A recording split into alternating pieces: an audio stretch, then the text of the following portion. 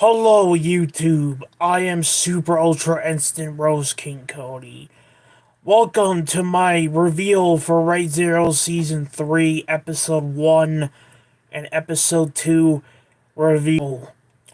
So we're gonna watch other people talk about the episodes, and I'll have my thoughts about the episodes for Episode 1 and 2, and then we're gonna watch some clips, but I will keep it on silent volume, or maybe a little bit high. But, I did this for my last reveal on anime, so we're gonna do that again, because last time I had no problem. But yeah, let's talk about the episode real quick. So, episode 1 was a 90-minute premiere, and it was very interesting. Some parts were boring, but a lot of it was entertaining. So we are gonna get started in a minute. But first things first, I'm gonna share this live stream.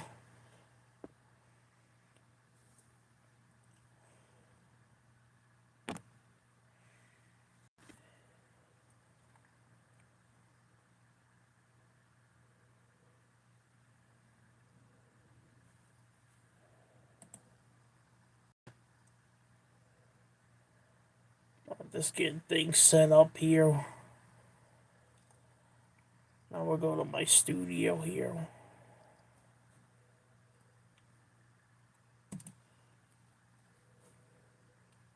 Weird. Why is YouTube giving me problems, man?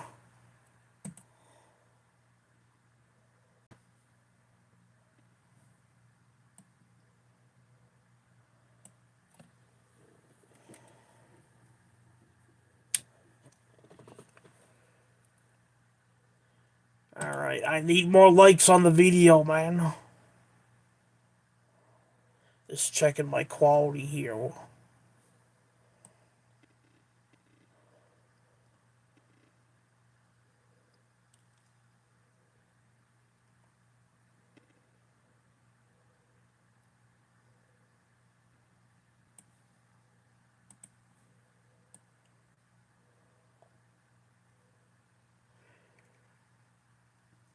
Make sure to like the live stream for the 2 people in here, man. I only have 1 like on the live stream right now. It's only showing 1.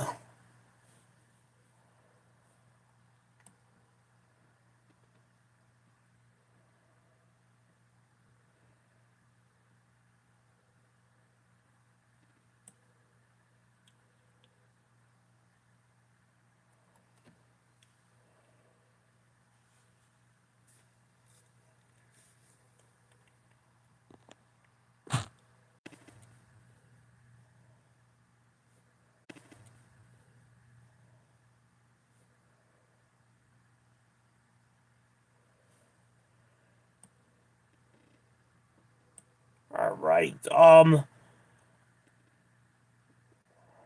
why am I only have 1 damn like? I should have more than that. I should have 3 by now.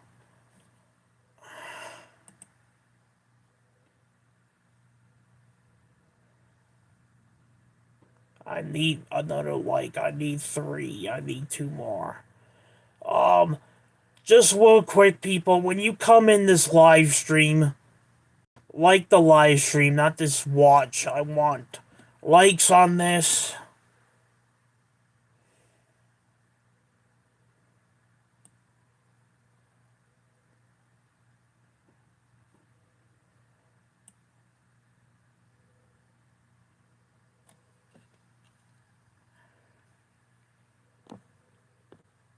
The live stream, because that gets on my fucking nerves to no freaking end. Okay, enough with this silent treatment. I get sick of it. And then anyone that gives me attitude for this, I don't want to hear it.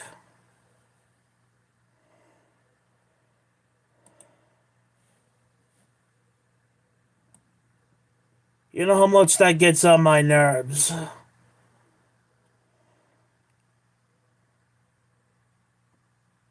Alright, with that out of the way, let's get started.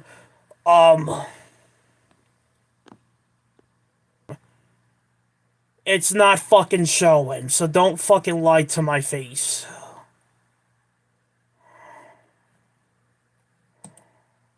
I call bullshit.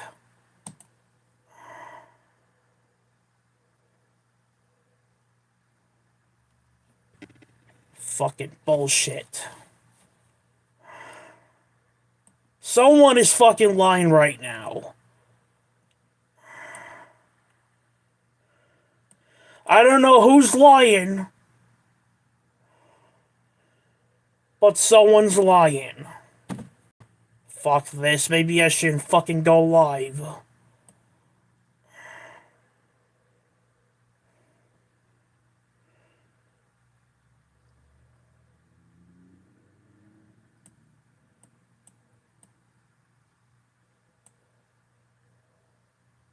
The fuck?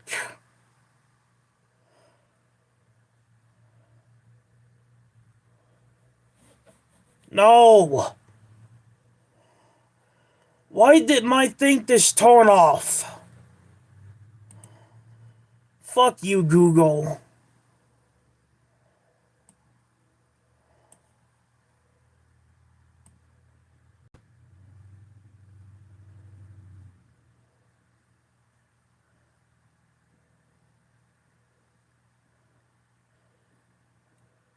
Where?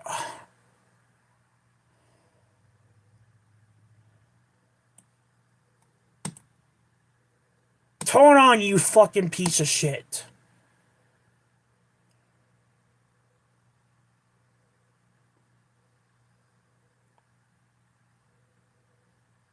Yeah, we're not doing this right now. This is fucking bullshit. Fucking old piece of shit computer.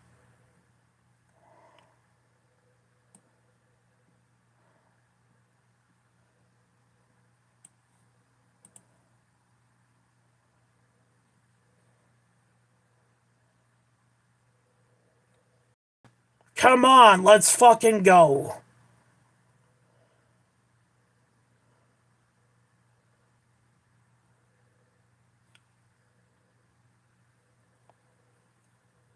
Oh, it's gonna be one of those days, isn't it?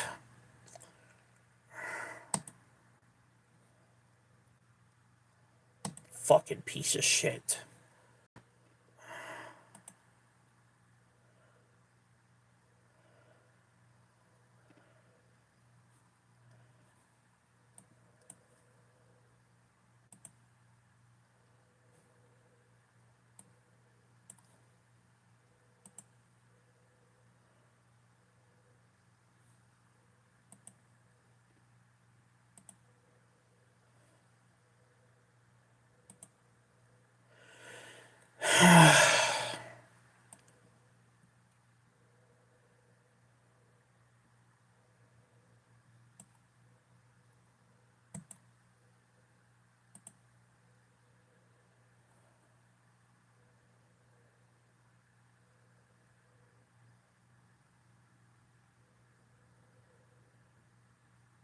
Come on, load.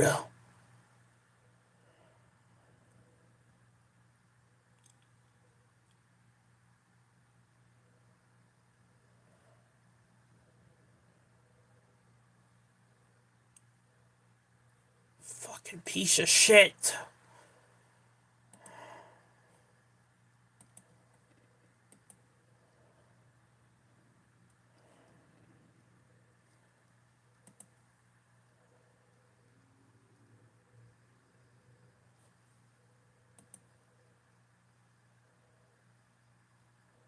Come on. Why are you being so damn fucking slow?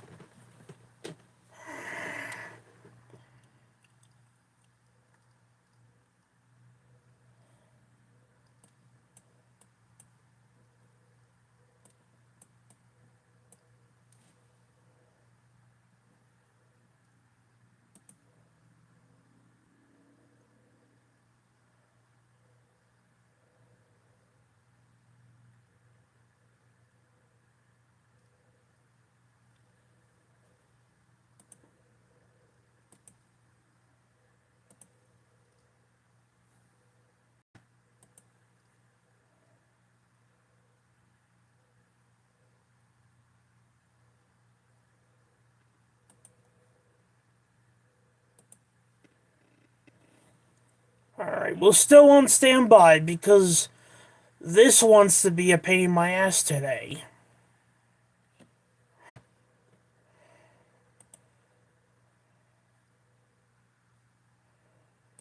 I'm interested in what these people think about the episode. We're so back, man. And this fucking live. Sorry. This video and this computer better not freeze on me, man. I don't even know why it turned off. Like, why did it turn off on me and I had to restart everything? It's a pain in the ass.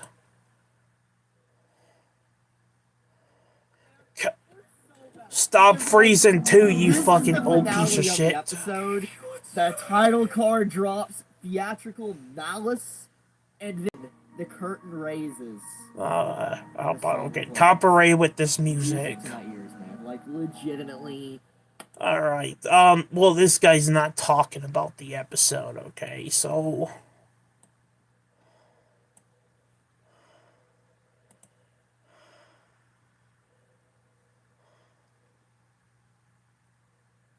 Okay, let me just say this out of the blue and go ahead and get this over with. Episode 1 of Season 3 of ReZero was 10 out of 10. It was a great opening episode for this season. So even though some parts were boring. Blockbuster of an opening episode. It was awesome. Went over the whole Volume 16. That first episode in 9 minutes almost covered all of 90 Volume minutes. 16 of the ReZero light novel. And it was great. The animation was awesome. Peak is better than Season 2. I didn't see really much of a problem with Season 2 animation, but that is some very detailed animation in the Episode 1 of Season 3. But I am a little sad that the opening song was not in this episode. I don't think it did in the first 2 seasons either, but that's sad that it didn't have that. But nevertheless, it was still a good episode. Let me say this, Subaru with the obstacle course, training course, that was really cool.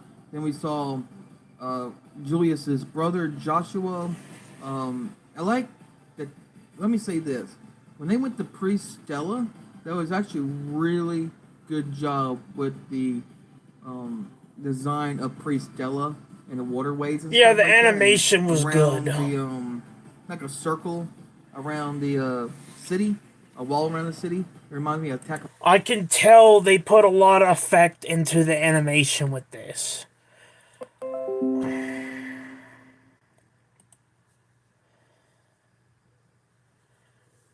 As I was saying before the notifications came in. But, as I was saying, they put a lot of time and effort into the animation-wise. But if you guys don't know, I'm on episode... What episode am I on? Right here. I'm on 7. So, let's get back to this. But I'm on episode 7, ReZero. Still have to watch 8. Then I have to go back and watch it in the dub because I want to watch the dub too. But yeah, they put a lot of time into the animation. And so far, Season 3 has been good. I've been enjoying it. Except for one stupid bullshit line that Subaru said in Episode 6. I want to talk a little bit about that near the end of this live. And now, near the end of it. But, because I got a lot. I want to say a couple things about what Subaru said. he really pissed me off what he said in episode 6. Like, he really pissed me off. Like, he really did. Subaru doesn't know when to shut the hell up.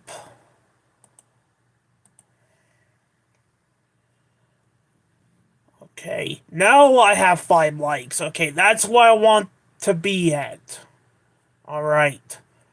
Thank you. That's all I ask people. That is all I ask when I do live, is for people to like it. Watch it. Enjoy my videos. Enjoy my reactions. Because like I said previously, I'm a YouTuber that does these types of videos. Does these types of videos. So I take a lot of credit for what I do because some people, I feel like they don't do what I do enough of it. But it is what it is. This is what I need to be. All right, so I forgot what I was a freaking about to say. Um,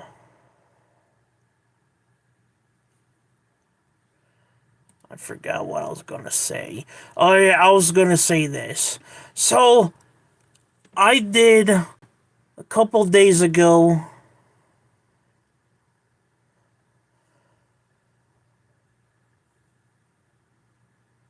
Weird.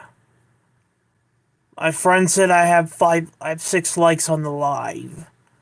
Then why is YouTube showing live?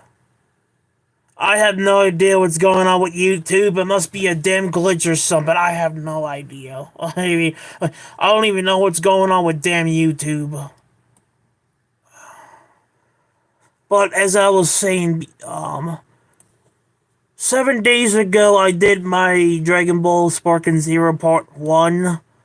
A lot of people, I got like 96 views on that live. Approaching 100. Could I hit 100 by next week? That would be interesting to see. But it's my second best live stream of 2024.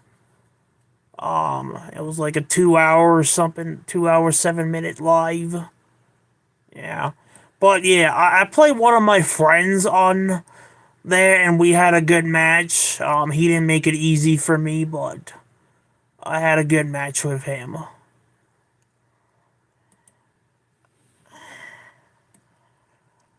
Guys, send me a screenshot on social media because I don't even know what's going on with damn YouTube. Okay, I don't even know what's going on. But one of my friends said I'm posting 6 likes on the live stream. Okay, so I don't even know. Like, what is going on with YouTube, man? Like, I don't even know what's going on.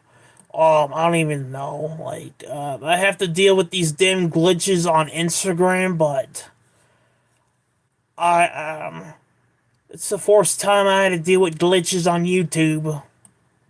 Like, I don't even know what's going on here. Alright, well, let's just get back to this guy talking about the episode, alright? Like, I have no idea what's going on with YouTube nonsense. And, of course, On Titan with I was about to fucking say, don't you freeze on me. But it was I had great. enough of Stella you is a today, great computer. design plays. A lot of people, everybody that was in a royal selection was there. It was good to see that. And like I said, I'm enjoying season 3 so far. So far it's a good season, even though Raid Zero's on a break right now. It will not return until like February 5th or something like that. But it's on a 2 month break because this is what Raid Zero does, what they've been doing for years. They show a couple episodes, then they take a 2 month break, then they continue, then they go back on break. And this season 3 is supposed to have 38 episodes. I already did a live stream a couple months ago talking about that, confirmed 38 episodes. And then another person on Twitter, YouTube, or even the Raid Zero website confirmed 38 episodes. So we're gonna get 38. Season 1 had 25, Season 2 had 13, Season 3 will have 38.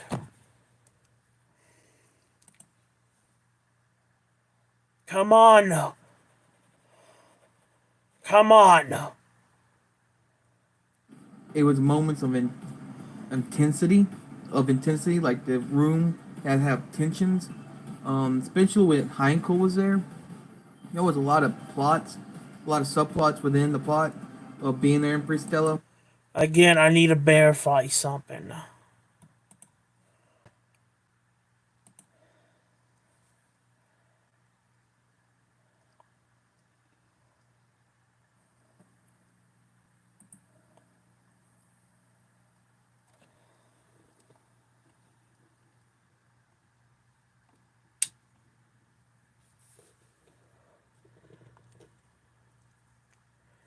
Whoa, it's showing 5 likes. Um, 5.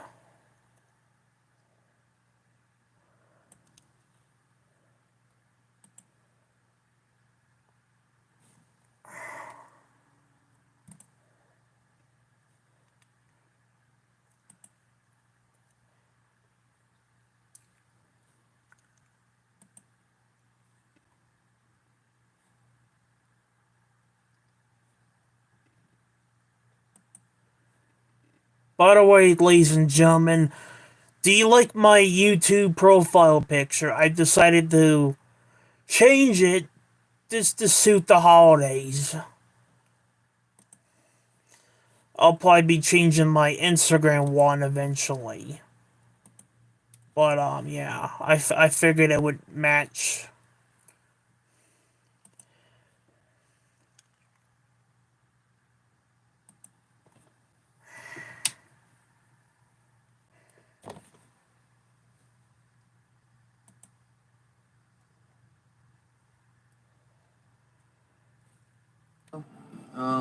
It was a good job separating multiple of those in the right way, like Wilhelm and Reinhardt trying to mend up their relationship.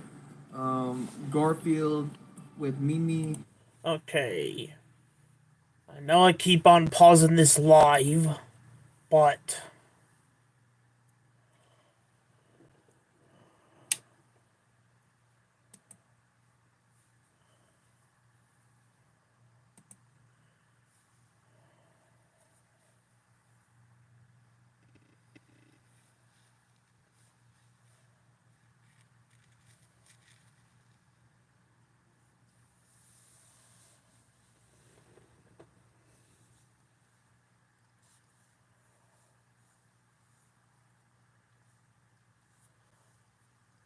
it's also showing 5 likes on here. 13 views, okay, that's actually decent. I like, then in my Dragon Ball Sparking Zero, when I uploaded, I had like 16 views, then it rised up to 96. Interesting. I wonder if that's gonna do the same thing. Alright, I'll keep that box open there.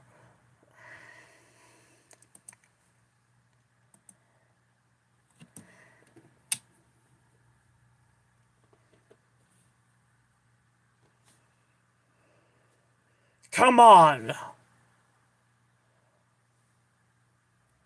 They went to do their own thing, and Garfield saved the kids. He saw his mom for the first time, and we never seen him again. By the way, Garfield saving those kids, man. I admire his determination doing that. But still, the same, I found that part of the episode boring. Again, he was doing his own thing. Wilhelm and Reinhardt didn't say a word to each other, kind of like that weird silence. Also, when he stepped outside at night, he caught Subaru and he talked to Subaru about him and his wife and Reinhardt, and he has a full regret. And also, Julius talk about Wilhelm and Reinhardt with Subaru, and that was good addition to that with the relationship of Wilhelm and Reinhardt as grandfather and grandson to mend that up and more backstory of that. Let me say this: the songs during those tender moments with Wilhelm trying to flip his food and Reinhardt showing him and stuff like that, that was good moments. It made it very sincere. And by the way, I loved the opening for Right Zero Season 3, and I love the ending theme. Even though Right Zero Season two's opening is my favorite, and Right Zero Season three's ending is my favorite. But still the same, I love Season 3 and opening and ending 2. They're both good, but I like Season two's better. But it's still good. I will still say it's a good, decent open and ending theme.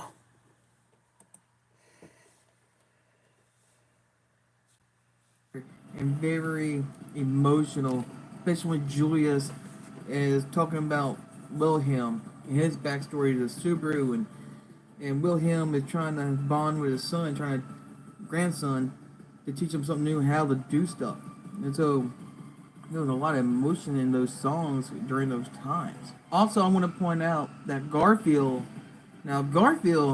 he has Elsa still bothering him. I don't think it's her inside. By the way, this chick right here, this witch cult girl, she's fucking insane.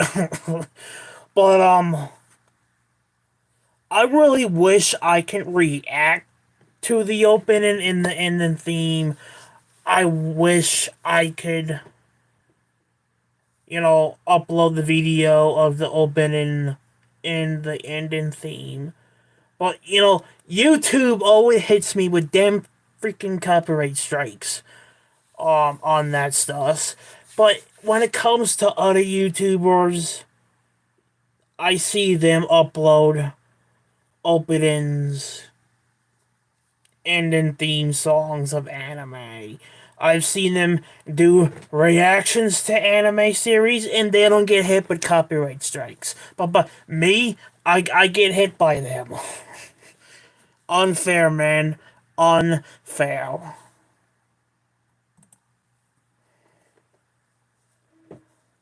Inside of him is in his conscience. It could be there's a theory that Elsa's inside of Garfield, but you can Well, see he damn. has some regret of killing her, I guess, or he just can't get rid of her of the conscience of her, or it could be inside of him. There was a big theory for a while. What? So, Right Zero Season 3 has a 1 year time gap. So, during that 1 year time gap, what I'm hearing right here, Garfield killed Elsa, that crazy lunatic, that crazy bitch of the wit cultist. He killed her. Well, that is interesting because she was a pain in season 1 and season 2, okay? But, I did not know that. Thank you for the information, friend. I appreciate the info. I did not know that. As I would say, I learn something new every day. Interesting. He actually killed her. That Elsa is inside of Garfield. What? That was a great take. What? Having Elsa in the animation, having her She inside the is animation, inside that of was him? a little extra effort by everybody because that was still a mystery that needs to be solved, a theory that needs to be solved and have some answers to, dating back all the way to season 1 and 2. And Liliana, I'm going to tell you something. It makes me laugh. There was a bunch of laughing moments in this episode, in this opening episode. But Liliana was singing songs, and she Yeah, was the yeah. one that had. Yeah, that character's annoying as hell, man. She's annoying. How many views do you have on your video, friend? Yeah, 14 likes, not bad. I wonder if I can surpass that. I might surpass that. It doesn't say. Okay, it says right there, 380 views. Like, bro, YouTube is so weird when it comes to views. Instagram is the same thing. Like, it's just weird how they do that. As the jewelry, the ruby that Emilia needs. and her singing, and Subaru's like, "Well, you suck." Apparently, I don't like the song, and he just I gets don't like trashed the by song. everybody. It was pretty funny. It was. I don't like it the was song great. either. Subaru always has that mentality sometimes to say something that is not appropriate at the time or very unpopular. He gets trashed, and I love that about Subaru. But also, Liliana brought a lot of foreshadowing with her songs and those moments again with him and Reinhardt tender moment, and also Julia's talking about it. Those moments with Liliana's songs fit in just right and played into that. Also, I want to add another laughing point. Super got Yeah, he got tossed out of the. I think he's gonna talk about that. Alright, so let's just get. Alright, so let's just get back to that. I just had to tell one of my friends to check the stats on the live because someone said I have 6 likes on the live. But here's the thing. My studio here literally tells me how many I have on the live, how many likes I have on the live, and it's showing.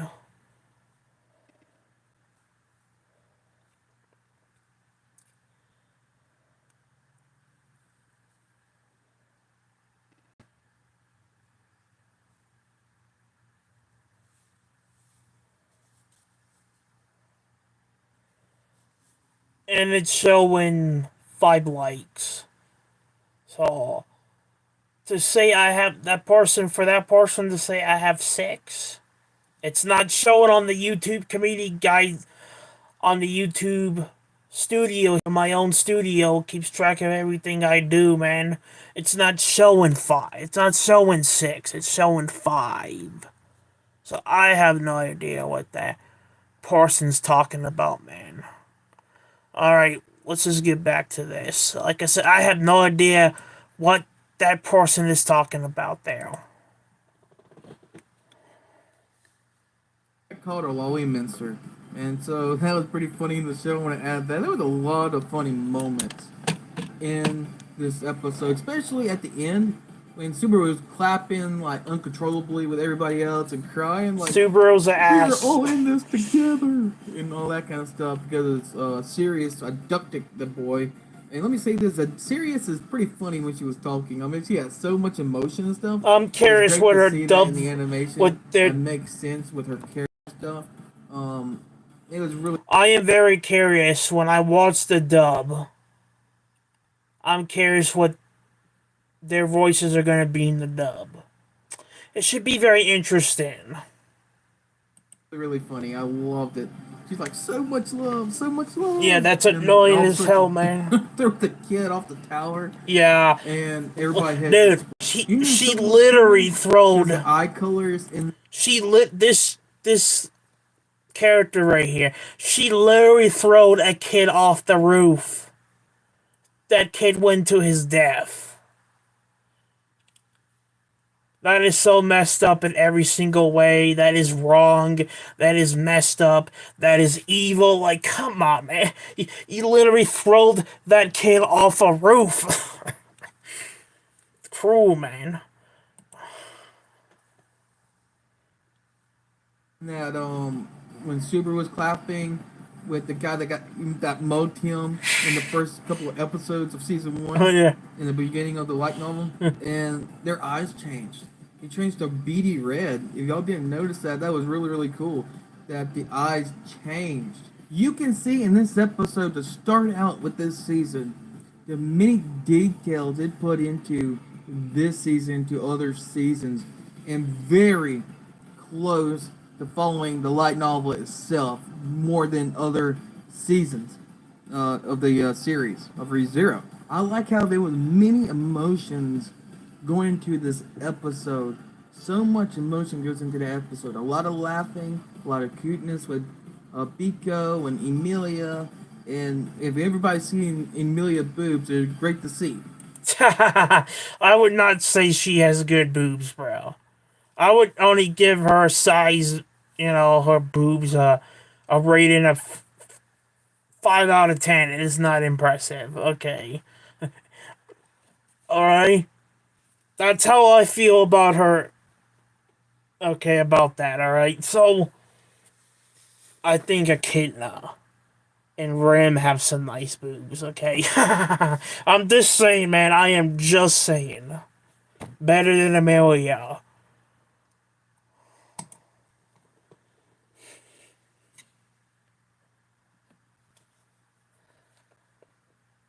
Her chest is big, and there was a lot of rumors about how they bigger. I didn't really see it. I think it was just the angles, and plus she was getting older too. But anyway, it was a lot of moments with sadness, happiness, being really, really funny and really serious at the same time with intensity. They played around the emotions, and that was a great way to start out the season with the first episode to set the tone. But also have a lot of laughter and tender moments as well.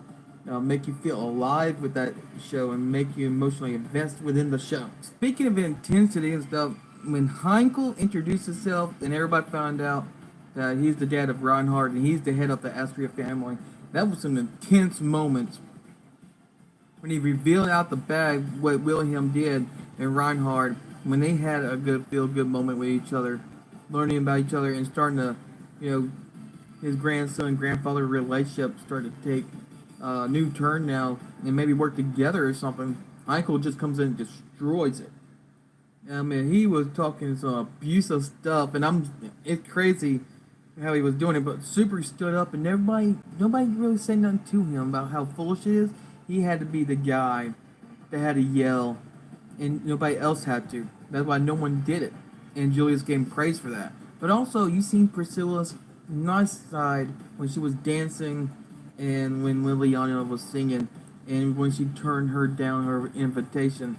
Priscilla actually had a softer side. It's also great to hear that, especially if you read the light novel of Arc 8, Arc 9, you can tell she was starting to get softer to Subaru and stuff. It was really nice to see in the animation form. But you want to talk about intensity, that was awesome how Subaru stood up for everybody. Like, enough to cut the crap, you know? That was Subaru's always the guy. He runs his mouth over his butt all the time, and he don't have the confidence to back it up at times. But he was confident enough, like, cut the crap, this is ridiculous. And at that moment, I was really intense within the show, and also I got hyped for Super, for good, so good for Super. But nonetheless, it was awesome show, 10 out of 10, awesome start this season 3. Great job to everybody that worked on ReZero. Awesome storytelling, and also great writing from Tappei. Arc 5 and Arc 6 is the best light novel arcs in the light novel, and we're gonna be in it for a ride. I love Arc 5 and Arc 6 in the light novel. What a great way to start off the new season everybody was anticipating about with a good episode like this. So tell me what you think in the comments down below about this episode, the start of this episode 1 of season 3. Leave that in the comments. By the way, I love your profile picture for your YouTube channel of Demon Ram. That is badass. And I'll see you in the next video.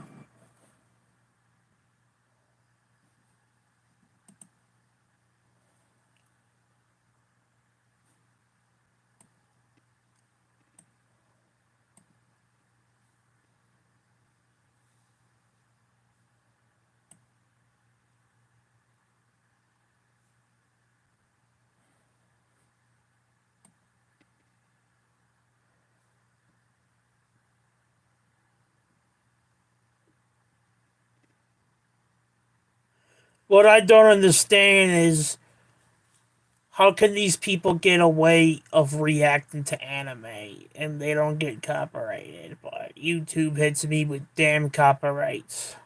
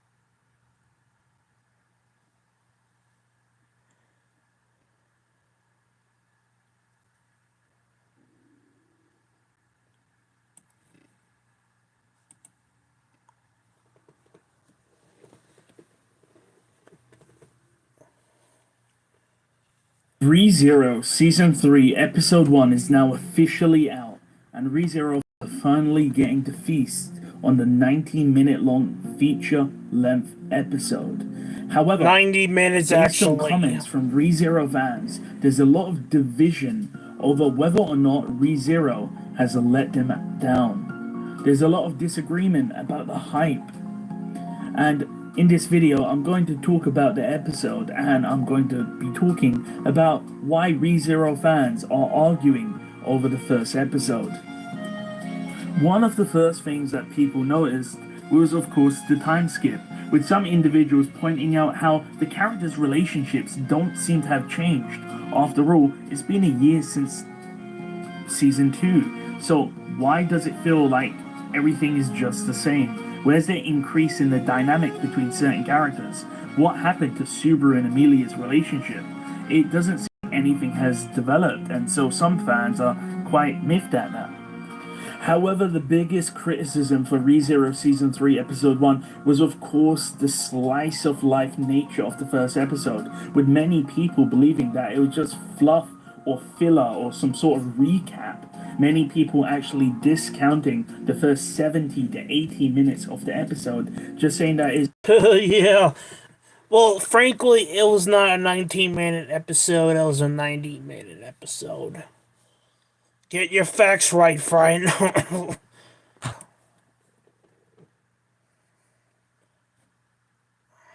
is worthless, and that the episode only Amelia's in the final worthless. 20 minutes or so. So That's is something Subaru. that I'm seeing everywhere. This is not just localized. This seems to be a common topic and a common talking point. Now, obviously, ReZero is about both the action pieces and the slice of life elements. So maybe these fans are more fans of shonen.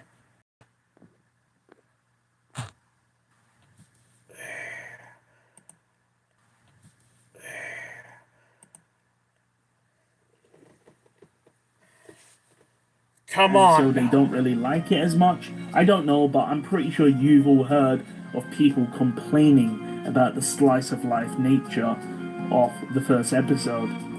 Moving Well- into more positive aspects, I To be honest, I had some frustration with the episode, with the fourth episode. It was a good start, but it could have been better. Like, to me, the episode was good, but it could have been better, like I said. I think a couple scenes were boring. But still the same, it was entertaining, so I can understand both sides of the fandom. Like, I can understand that the fandom not like the fourth episode. I can understand the fandom, the other part of the fandom actually liked the episode. I'm in the middle, as you would say. I'm in the middle. I liked it, but at the same time, I didn't like a couple parts of it. So I was in the middle. I think I give season 3, episode 1 a 5 out of 10. I think it moved up to a 6. But I'll talk more about that near the end of the live. But to me, I can understand both sides of the fandom on this, okay? To me, a couple things in this episode was boring.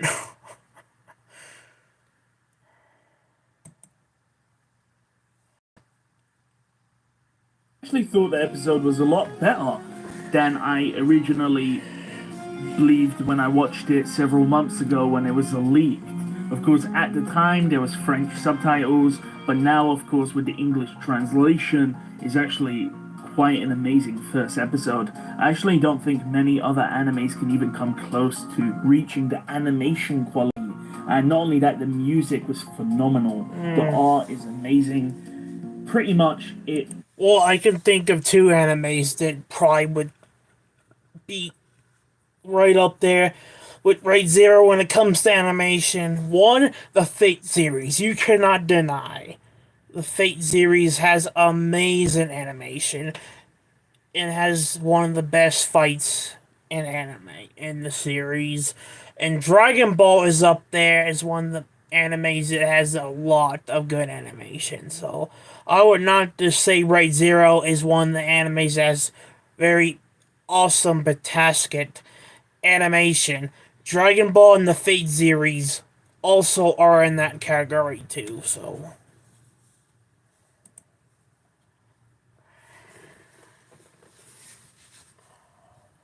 Supp- fucking I ads. will train morning, noon, and night. Past all expectations. There were several sections that I thought was really resonating with me.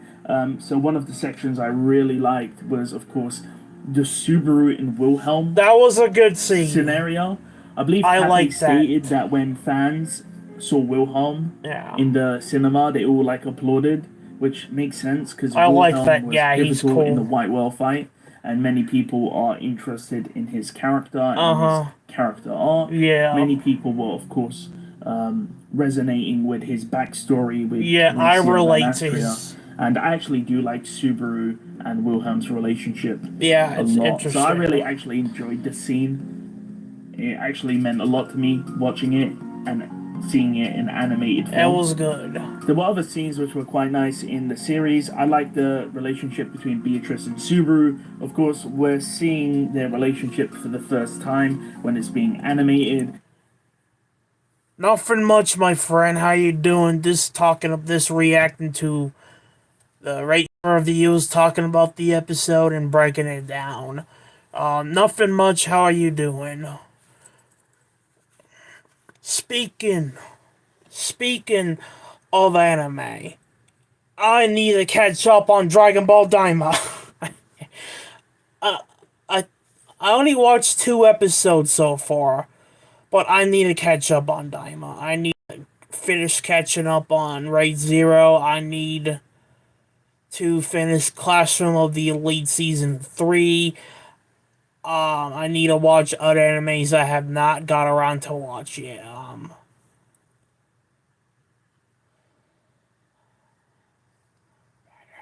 Yeah, so I heard. Well, like I said, I only seen 2 episodes yet. I need to catch up on Daima.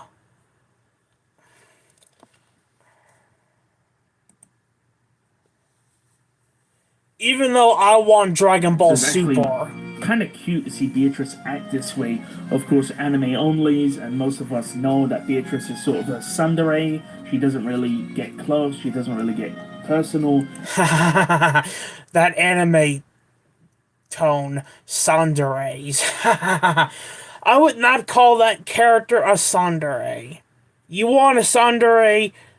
Unogasai from freaking Future Diaries. She's a Sandere character. There's others, but I would not call that other character from this anime a Sandere. Because you know those characters are freaking insane. Like crazy as hell. I would not make that kind of argument there. Like I said, Yandere character, those characters are crazy. Okay, I've seen a lot of animes, okay? I know what that is. And what, that is, so I don't agree with this guy here on that.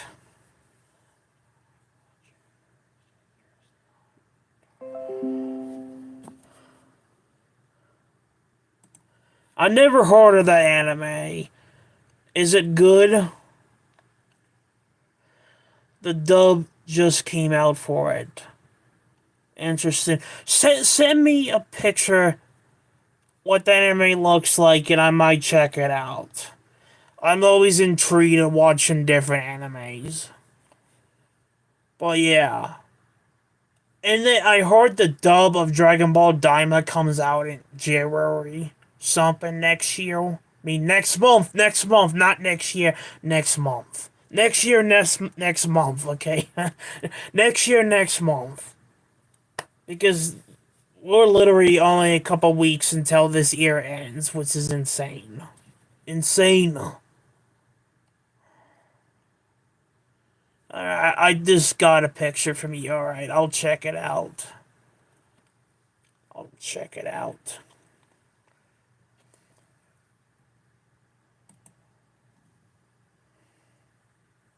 But we can actually see how she's formed that attachment to Subaru over the course of this 1 year time skip. Yeah, I really don't get these time skips at all in anime. Like, what's the time skip for Dragon Ball Daima anyway? Like, does it take part before the end of Z? Or does it take part before Beerus wakes up in Battle of Gods? Does it take place after the Majin Buu arc? Like, when does Daima take place anyway? I know it's not before Dragon Ball Super because Beerus has not woken up yet. But I wonder what the timeline is. I don't get these timelines when it comes to anime.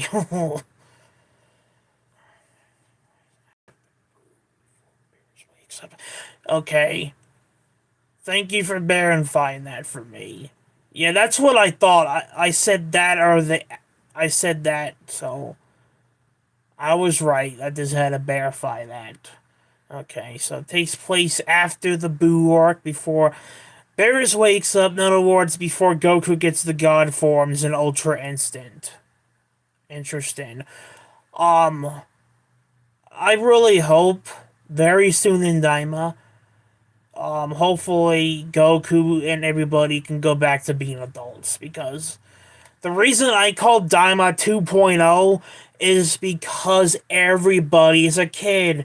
Like, Goku became a kid in GT. Thanks to stupid Emperor Pilaf, that stupid little shrimp. And then he stayed a kid because he chose to grow back up again. But Super Saiyan 4, that's a classic.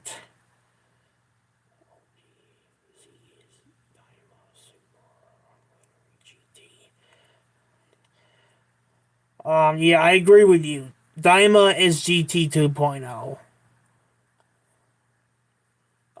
Even though Dragon Ball Z is my favorite of the Dragon Ball series, I like all the Dragon Ball series. I really do. They're all great. Even Dragon Ball Super Heroes, even though other people say, oh, Dragon Ball Super Heroes is awful. No, that's why I disagree with people on that. I actually like Super Dragon Ball Heroes and the Demon Realm and Toa and, you know, the Demigra and the Supreme Kai of Time. I like that there's different Gokus from different timelines. I like that there's other characters from different timelines. I love the relationship between Goku and his father in Dragon Ball Heroes. It's very interesting. Like, I don't know why people hate Dragon Ball superheroes. Toya still has GT as canon. Yeah, GT is canon, yes. So GT does exist. So there's Dragon Ball Super, you know, Dragon Ball Heroes,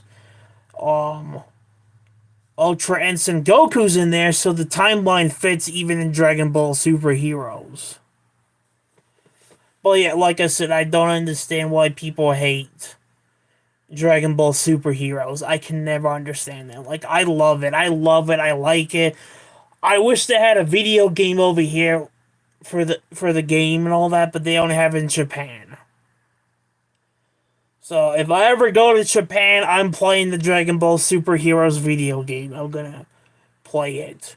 But I wish they have it over here in America. I guarantee you that game would sell. People would buy it.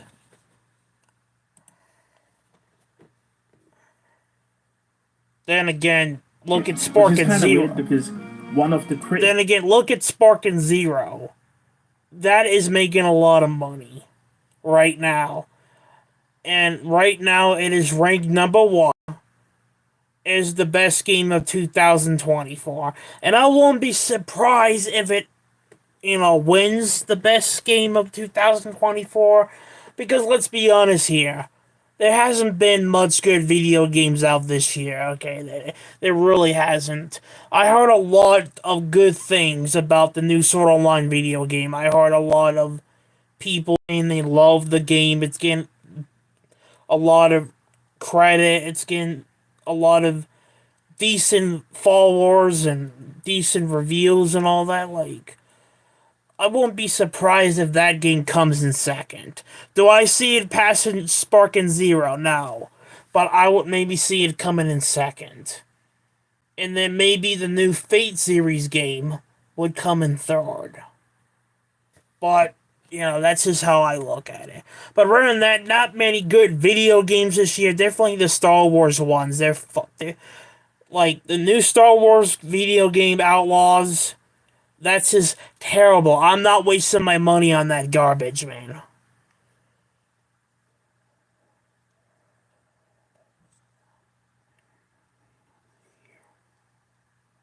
Well, right now it's listed as one of the best games.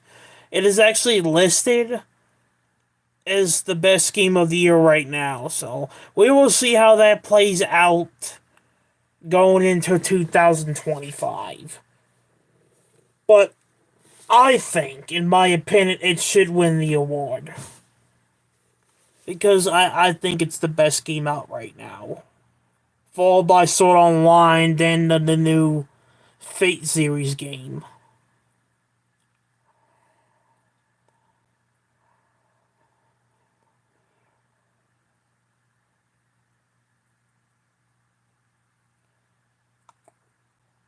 Whoa, that is weird. It should be. Everybody's playing it. Everybody's enjoying it. It's getting a lot of... Everybody's loving the game, so... I don't know if I would... Like, people, are you telling me other games right now in 2025 is better than Sparking Zero? I don't think so.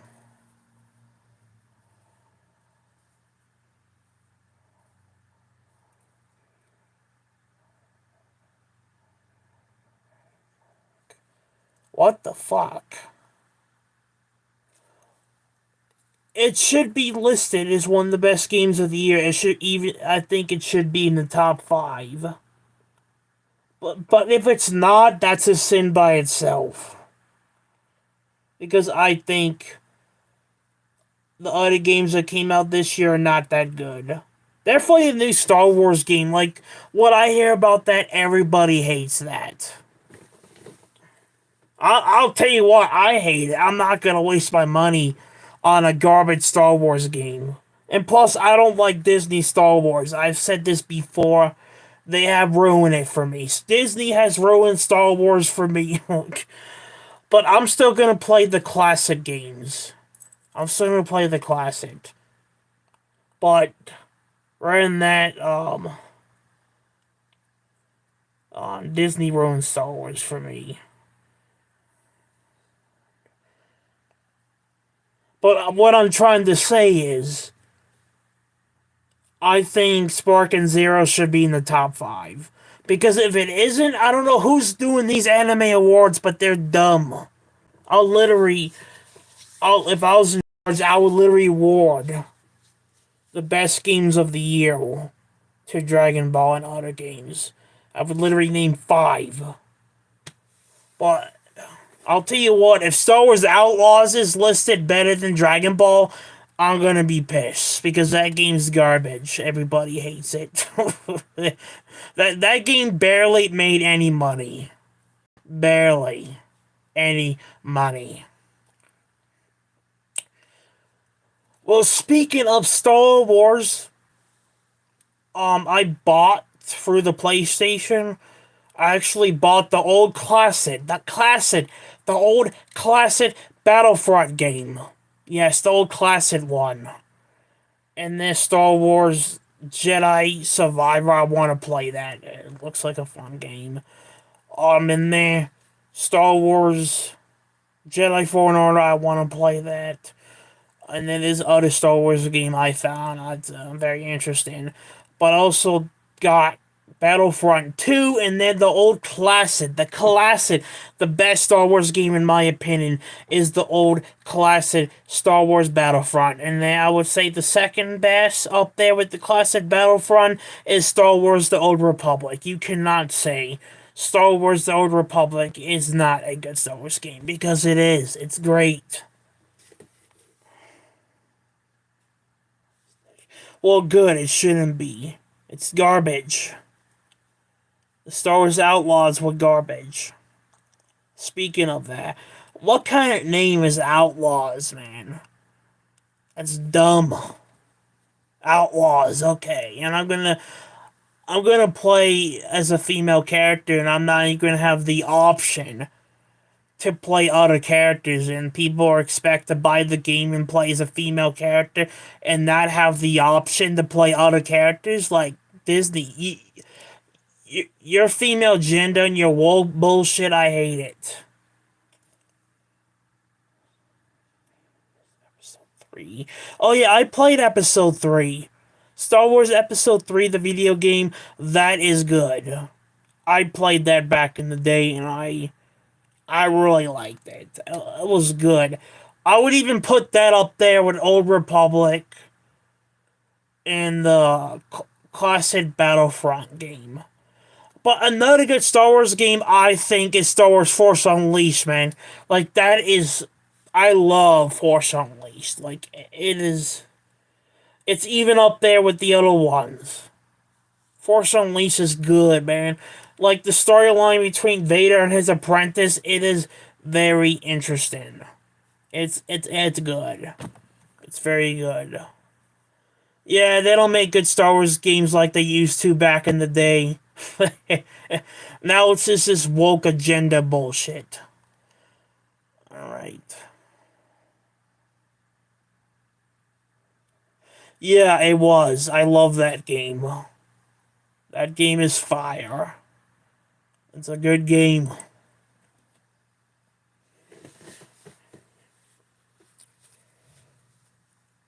Alright. Well, I can't really where turn that around talking character about different development has things. not been done over the 1 year time skip, but it's obvious to see how Beatrice has evolved as a character. And even characters like Felt and Reinhard, you can see they're sort of doing this sort Right of Zero has good animation. comedic straight man routine where Reinhard is the straight man and Felt is like cracking these jokes and acting all emotional, but it's a good dynamic. Another good scene was, of course, Heinkel's introduction, which, of course, I think most people will see Heinkel and dislike him for his mannerisms, but I do think Heinkel is similar to Wilhelm, where they're both just tragic characters. And also, for the people who's been wondering, when am I gonna do my Dragon Ball Daima Episode 1 reveal and Episode 2? Eventually, like I said, I wanted to do my Right Zero reveal, then do Daima after that. But it's coming. I'll try to have that near the end of the year, but no promises. If not, January. Because running multiple social media platforms and working jobs and, working a job every week, getting ready for the holidays, spending time with my family, catching up on anime, talking to friends, I'll get around to when I get around to it. I'm a busy guy. Literally. Barely have time to go on Discord these days. Barely have time to join other people's live streams. Barely have time to do my podcast episodes with my buddies for Dota V. So yeah, But like I said, I'm mostly on here and Twitch, and I am on Instagram these days because, Instagram. Just like TikTok, one-sided app. And I think on Instagram, there's more bad people than there is good. This saying. This saying.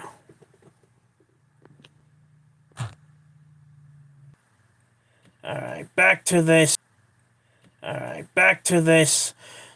Guys, I love having conversations with you, even though this is a Right Zero reveal on episode 1 and 2.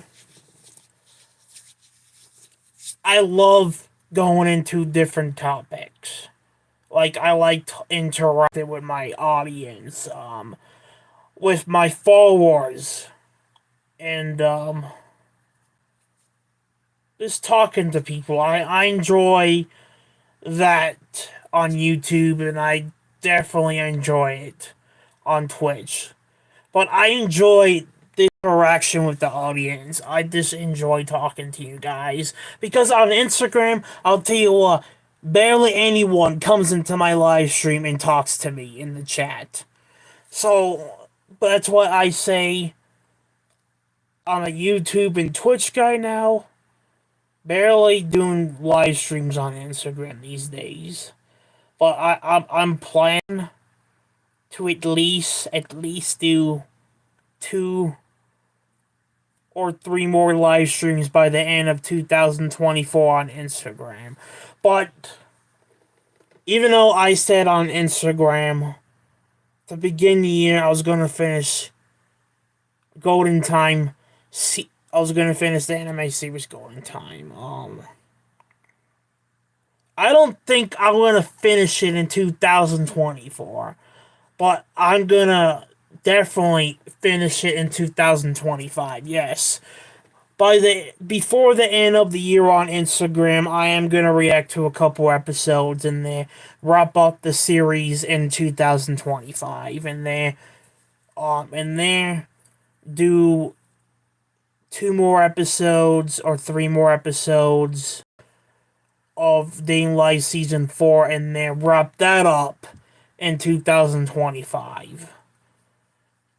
And then I'm planning also in December on Instagram having a discussion with one of my friends talking about the possibility of WrestleMania 41 matchup between the undisputed Universal Champion Cody Rhodes versus one of the best wrestlers in the WWE, one of the best, John Cena at WrestleMania. So I'm planning to at least get 3 or 2 more live streams out on Instagram before the end of the year. But on here, I'm just doing my thing. But alright, let's continue.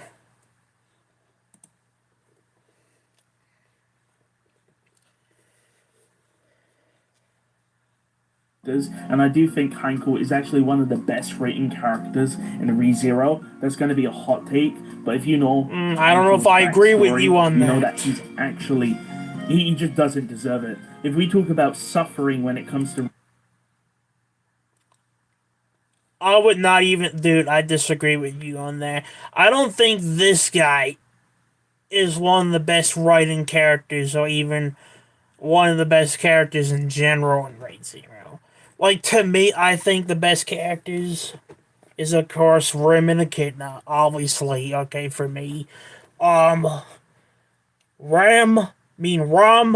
sister, that old guy and his backstory, I feel bad for that guy. You know who I'm talking about. The guy, the other guy, just mentioned him a couple of minutes ago. But, I like him. He's a very interesting character. I like his backstory. I felt for him, man. What happened to his wife? I felt for him there. I feel bad for any character or anyone in the real lifetime to experience that feeling. So I feel for the guy there. I like the guy. The guy's a badass swordsman. He's a very interesting character. I think he's a good character. And what happened to his wife, that is sad, man. He had to carry the burden for that. Because the white whale killed his wife. And he had to carry the burden, but he finally got his payback and his revenge in Season 2. Not season 2. Sorry, season 1. But he's a good character.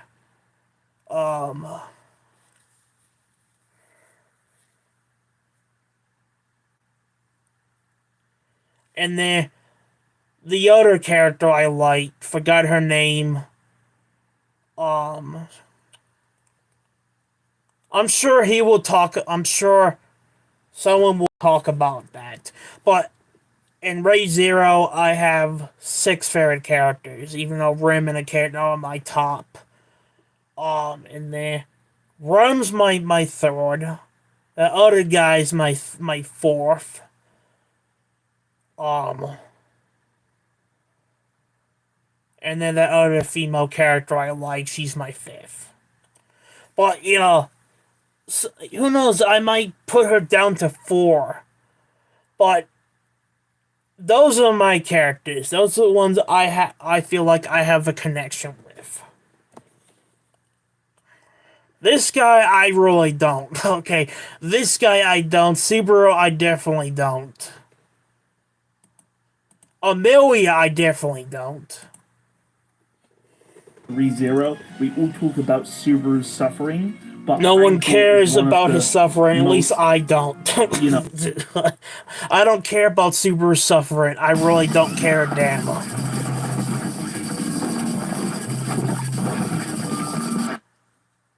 No, he's one of the saddest characters.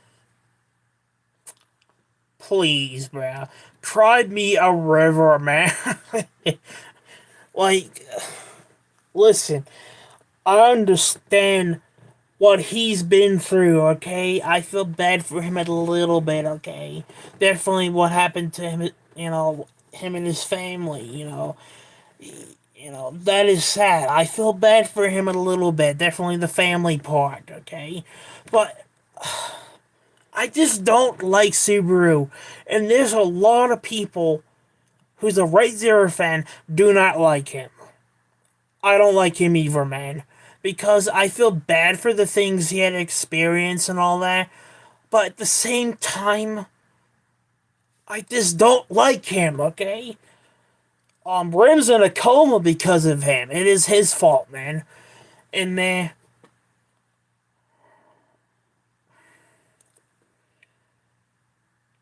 he's just stubborn. In my personal view, he makes dumb decisions. He's dumb. What he did to Echidna in season 2, that was messed up. I know there's gonna be some people are probably gonna say, "Oh, well, you can't blame him for what he did to Echidna. Oh, you can't blame him for putting Rim in a coma." It is his fault for Rim being in a coma because this guy was not there to protect her. What that stupid witch cult guy did to her. He couldn't have been there. He wasn't. It is his fault Rim's in a coma. It is 100% his fault. And I don't want to hear it from other Raid Zero fans that tell me I'm wrong. Because I am not. It is his fault, clear as day, man.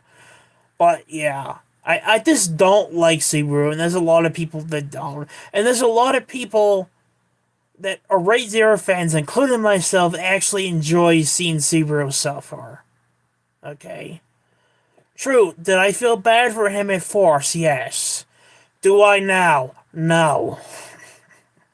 The only thing I will say I feel bad for him for is him making the decision. You know, his family, you know, he had a good connection with his family, and he told his mom and dad, I'm sorry, but I won't be coming back. I have to protect other people I love, so I'm sorry, you're probably not going to see me again. That was a sad scene. That got me in the fields, man. It got me in the heart. It was a very emotional scene. I felt bad for Super there. But rather than that, I don't feel bad for him, man. He makes a lot of stupid decisions. To me, he's dumb. He makes stupid decisions in the anime. Like I said, it's his fault Rim's in a coma. He rejected Rim in season 1, and I don't know why. Rim was there for him. Rim protected Rim. I mean, he Rim protected him, and they built this bond. And she comes out and says, I love you, Subaru. And he rejects Rim because of Echidna. Sorry, not because of Echidna. But he rejects Rim because of Amelia. Okay, I didn't mean to say Echidna. My mistake. But he rejected Rim's love just for Amelia. When Amelia barely freaking helped him. Amelia has not even helped Subaru. Not even one time. Not in season 1. Not in season 2. Okay. The only thing she actually helped him with, is when he was crying about Rim, seeing her in a coma and all that. She comforted him. Rather than that, Amelia was not there for Subaru. However, Rim was there for Subaru during his darkest times. And she saved his life a lot, and they made a very good fighting team. Those two made a very good fighting team. Plus she was there for him a lot, so, that's one of the reasons and other reasons why I don't like Subaru. I don't like him. So, there's gonna be some people are probably gonna call me out for it, but, I really don't care, If I see a comment that is how I think it's mean or disrespectful, I'm just gonna remove your comment and pretty much block you on YouTube because, there's gonna be some people are probably gonna do that to me. Because in the past there has been. But yeah, I just don't like Subaru. I don't like him. I think he's this trash character. That also goes for Amelia. I also think the same way about her. But let's just continue. I already said what I need to say about them, okay? But I want to talk about, near the end of this live, what Subaru said about Echidna in episode 6. Okay? Even though I haven't done my reveal for 6, I want to briefly talk about that.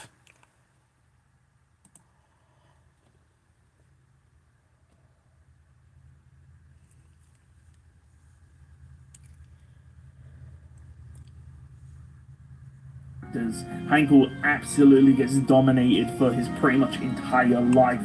So I actually do feel bad for Heinkel. Yes, I don't. He's a bit of a bitch, but he does have some redeeming qualities to him. And No, he doesn't. I look forward to seeing his character progression over the course of season 3 of the anime. I also like the Subaru and Julius's interactions. I do feel like Julius is becoming more human. I know that sounds a bit weird, but as Subaru states, is this idea that Julius is playing this sort of role of being a knight. And I like Julius's interactions with Subaru, and Julius is sort of taking off that armor and becoming a bit more human and showing his emotions a bit more. So I do like the Subaru and Julius dynamic, especially when Julius was, beating the hell out of Subaru. Yeah, that was season funny, 1. actually. So it's good to see that they have sort I of actually become- enjoyed that in season 1 that he was beating the crap out of him in a sport match, beating him up with a wooden stick. A wooden sword, man. I enjoyed that. Like, that was entertaining at its finest. That was funny.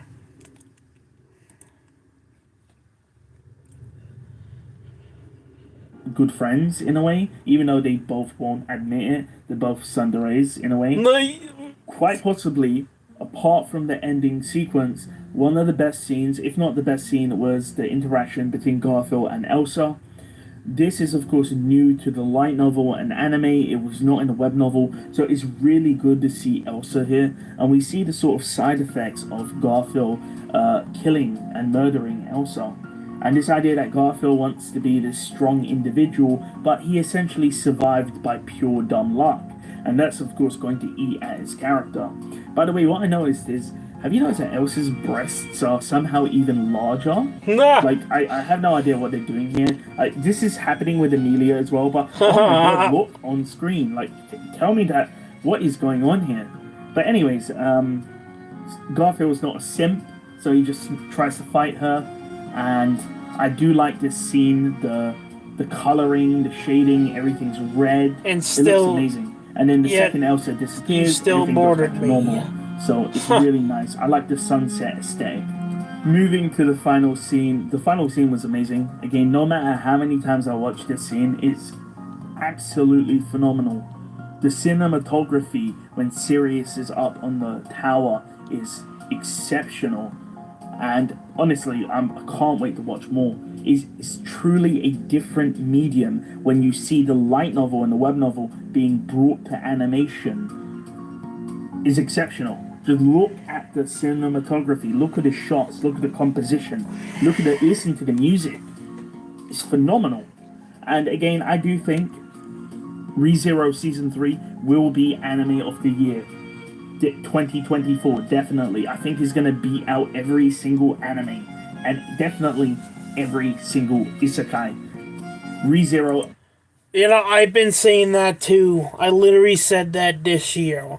I said ReZero Season 3 will be the anime of the year. Even beating Dragon Ball Daima. Like, listen, I said this before on YouTube and Instagram.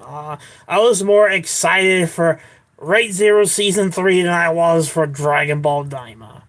Like, I was still excited for Dragon Ball Daima, but I was more excited for ReZero Season 3 than I was Daima. And even I said ReZero Season 3 will win the anime of the year, will win the best anime of 2024. And then Dragon Ball Daima will probably come second. But, you know, even I said that, and I agree with that. You know, it played well.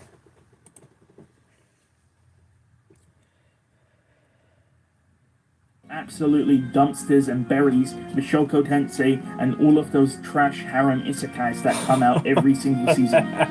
Peak Zero is finally back. Trash talking the other isekai animes. By the way, I love his little profile picture right there. It's nice.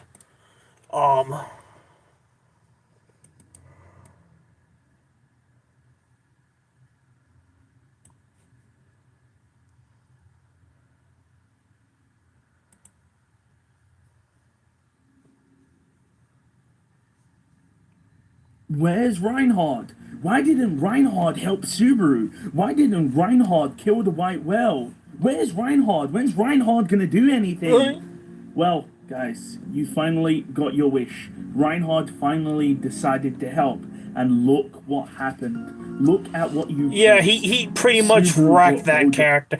He literally wrecked her. I don't even think that guy was even trying, man. It was just too easy for him. You know, I wouldn't be surprised if Reinhardt is the top strongest character in ReZero. Okay, I would not be surprised. Also, I would also not be surprised if Echidna was second. But yeah, this guy was just... he was mopping the floor with that character, okay? With the witch cult lady, okay? He was just mopping the floor with her, man. He was just kicking ass and taking names, okay? Even I said when I was watching this, I said, oh, damn, this guy is this overpeed as hell, man. It doesn't even look like he was even trying.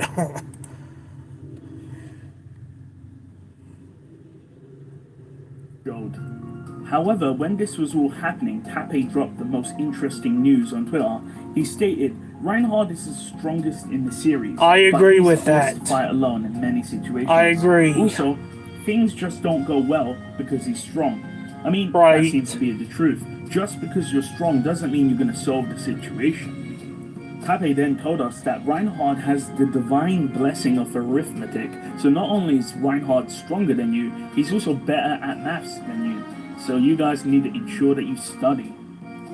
Of course, we also got the opening for ReZero, and I think one of the funniest moments is when Capella is attacking Reinhard, and he just stands there and drops a... He just takes it. On top of that, there was also the Amelia pretending that she's Saber from the Fate universe, and she uses Excalibur.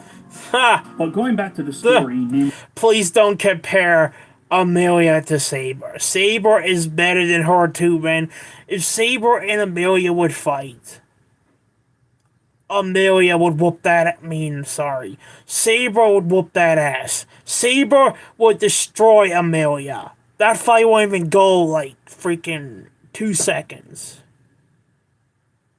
But yeah, okay, that was interesting. But I would not compare Amelia to Saber. Like, that's an insult, man. That's an insult. Because if they would fight, Saber would whoop that ass. Saber would whoop that ass. Saber would just hit Amelia with Excalibur, and that is it. That is done. Good night.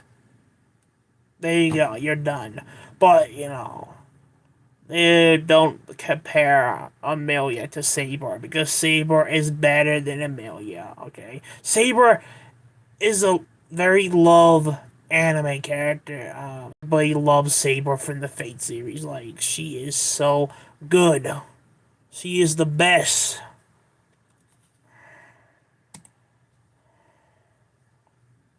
Don't do the comparisons. Subaru, it's very obvious that Subaru wants to beat women. Again, look at his clearance. Look how Subaru just lunged across and headbutted Liliana. You can't tell me that wasn't intentional. Look at the distance between them. You know Subaru wanted to beat some women today. And we all know when it comes to beating women, Subaru definitely gets hit with those allegations quite a lot. Yeah. You guys know I'm a certified Liliana hater. But actually watching the episode, I'm actually really starting to like her. I don't like her. Felt bad for her. She's annoying as fuck. He wanted to beat her up.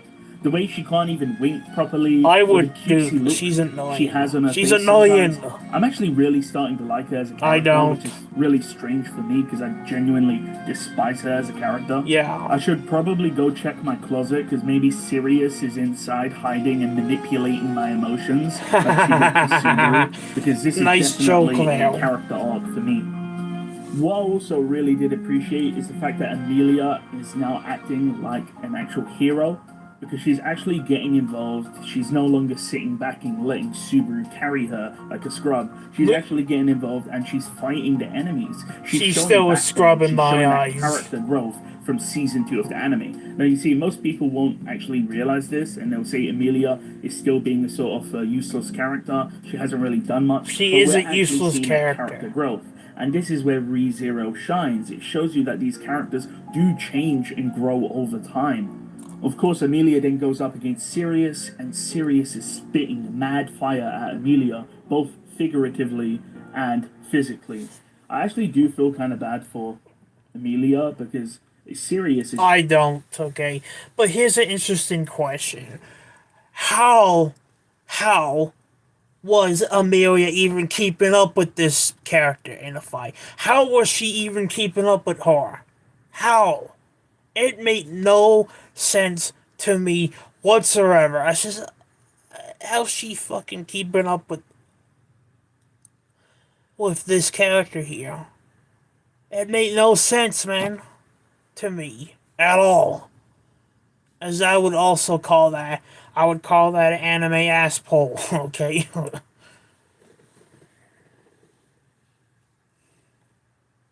Just racist and just calls her a half-devil scum. That was funny though. Really interesting is many people probably half-devil scum. Is that Amelia actually sort of, in a way, confesses her love to Subaru when she talks about her qualities, her hair, her eyes. She states, "These are all things the person I loved praised," confirming that she does in fact love Subaru. At least you would think that unless you check the light novel, and it's obvious she's mainly referring to Fortuna, who shares the same characteristics, and the people that she does care about. So it's not really a love confession at all. Of course, then immediately after, Regulus shows up and then decides he wants to marry Emilia and cuck Subaru. So again, I don't really know what's going on here. Now that I think about it, I was just praising Emilia for, standing up for herself and fighting, and then she gets captured, and now Subaru's probably going to have to go and save her. So maybe she's again back to being a damsel in distress. I think this episode has solidified that ReZero fight scenes can be extremely beautiful. The fights between Reinhard, Sirius, Emilia and Sirius, Regulus and Sirius were beautiful. The animation was perfect. It wasn't like Season 2 where the style was absolutely atrocious, so we won't need to go back to those horrible days of Season 2. So I think this bodes well for the future of Season 3. We're no longer... Dude, I loved Season 2. I loved Season 2. I actually have Season 1 and Season 2 Re:Zero on Blu-ray, the complete season of both of them, and I love both of them very much. So, bro, don't you criticize Season 2, because I loved Season 2. It was so good. Definitely the Echidna thing going on, how I feel I love Echidna. But, don't go there, man. Do not go there, okay? Gonna have trash animation and art. And the animation music, to of me course, wasn't is bad for phenomenal. Season You've got 2. the opening song and the ending song, which both are amazing. Of course, which I Not say as all of amazing that as I Season plot the 2, image of Subaru nearly puking, but still good. That's a dramatic irony, maybe. I also like how they put the eyes glowing red when they're under Sirius's sort of influence, which is really good for people that watch the series on 2x speed, like Giguk from A Trash Taste. So it allows those individuals to actually understand what's going on in the show. It sort of spells it out to them, because of course they're not blessed with the divine blessing of arithmetic like Reinhard is. Some people might of course question why people like Beatrice follow along with Subaru's actions. Right. That's what I've been saying, man. Alright, let me see how many views I have right now on this.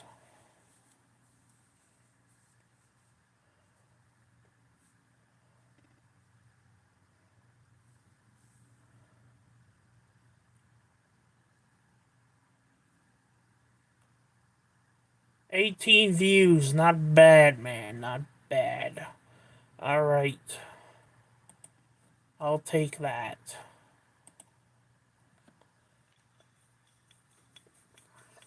Tape again on Twitter sort of explained why.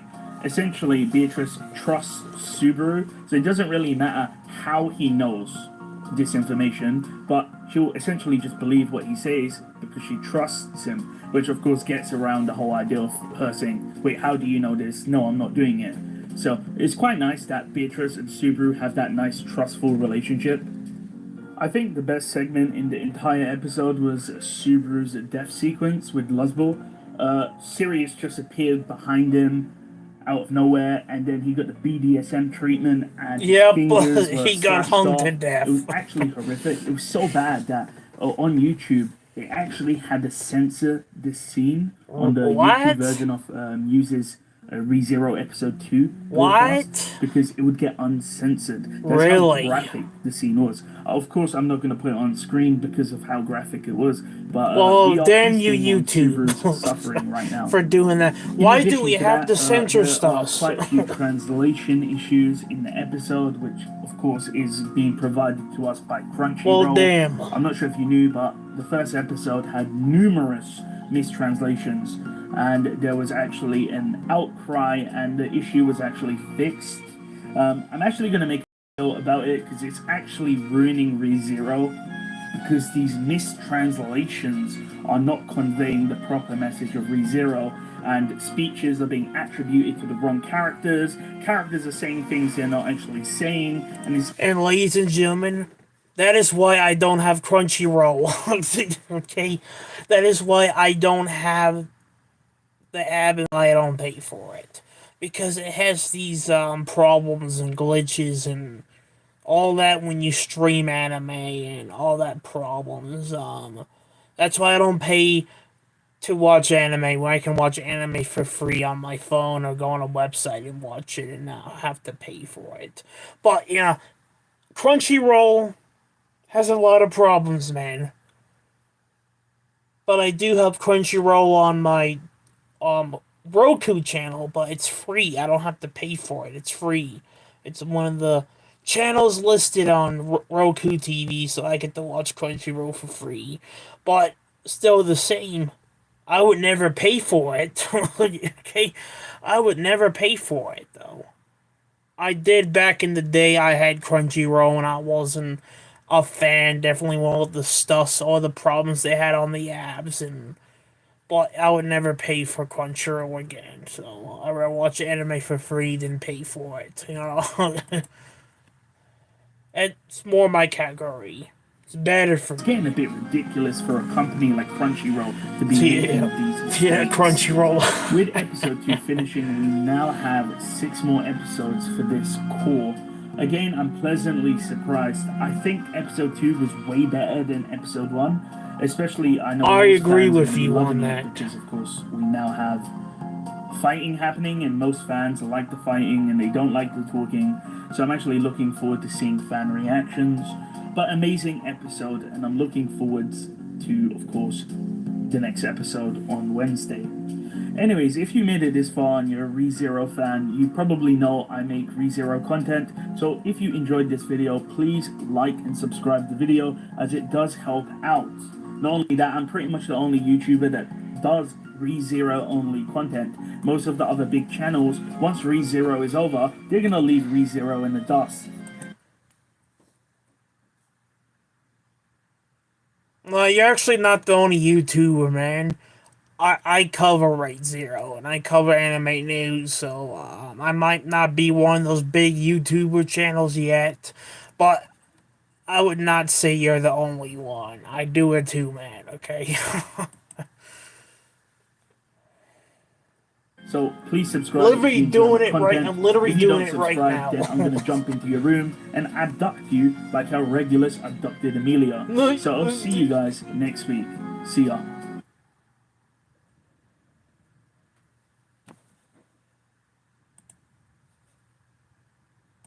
I like his jokes. Entertaining.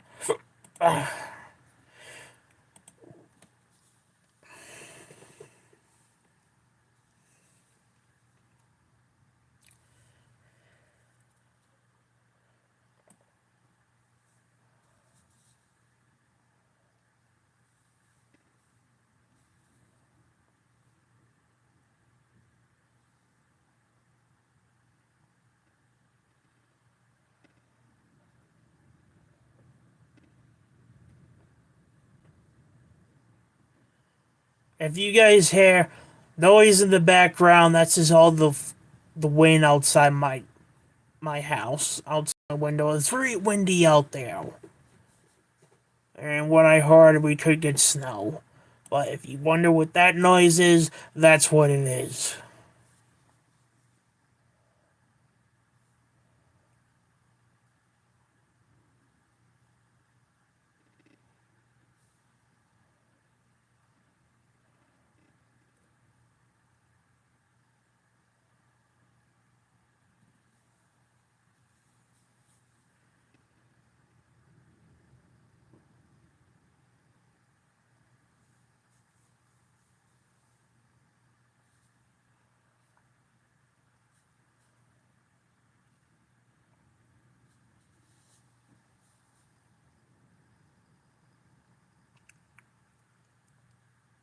Huh.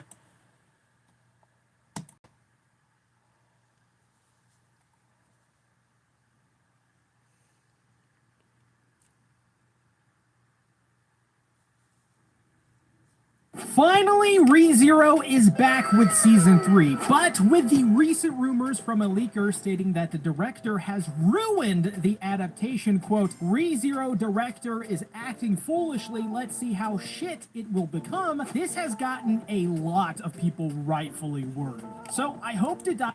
Let me check something real quick.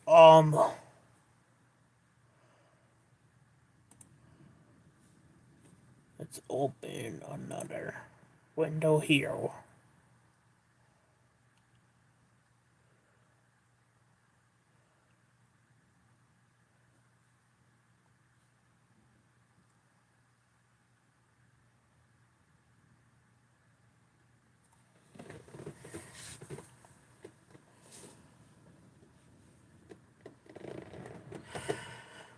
Oh.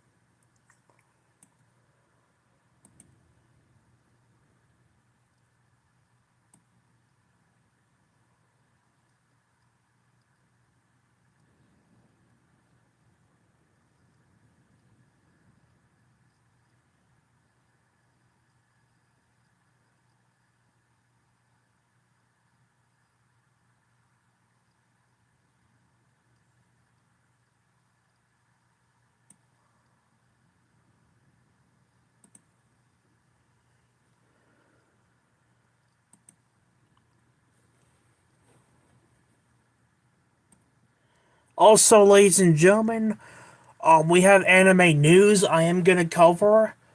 Probably eventually, very soon, because we do have some anime news and all that, and Anime Jump Festa's coming up. Like I covered that last year, so I will probably try to cover that again. But yeah, there's anime news I want to cover. So we have some news about Classroom of the Elite Season 4. We have other anime news about other anime series, so stay tuned for that. I will have that out before the end of this year. And before the end of this month, so stay tuned for that.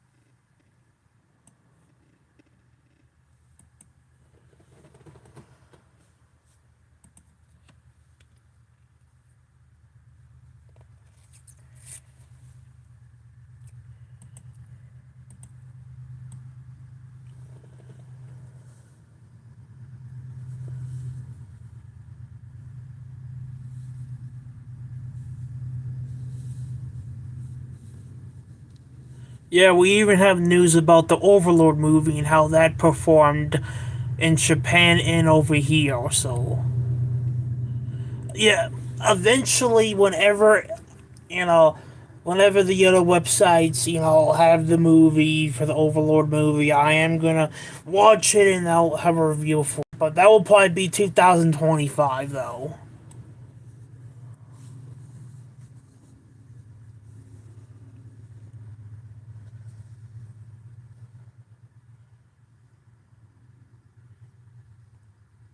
Ha! Subaru was weak and a simp. That's funny, man.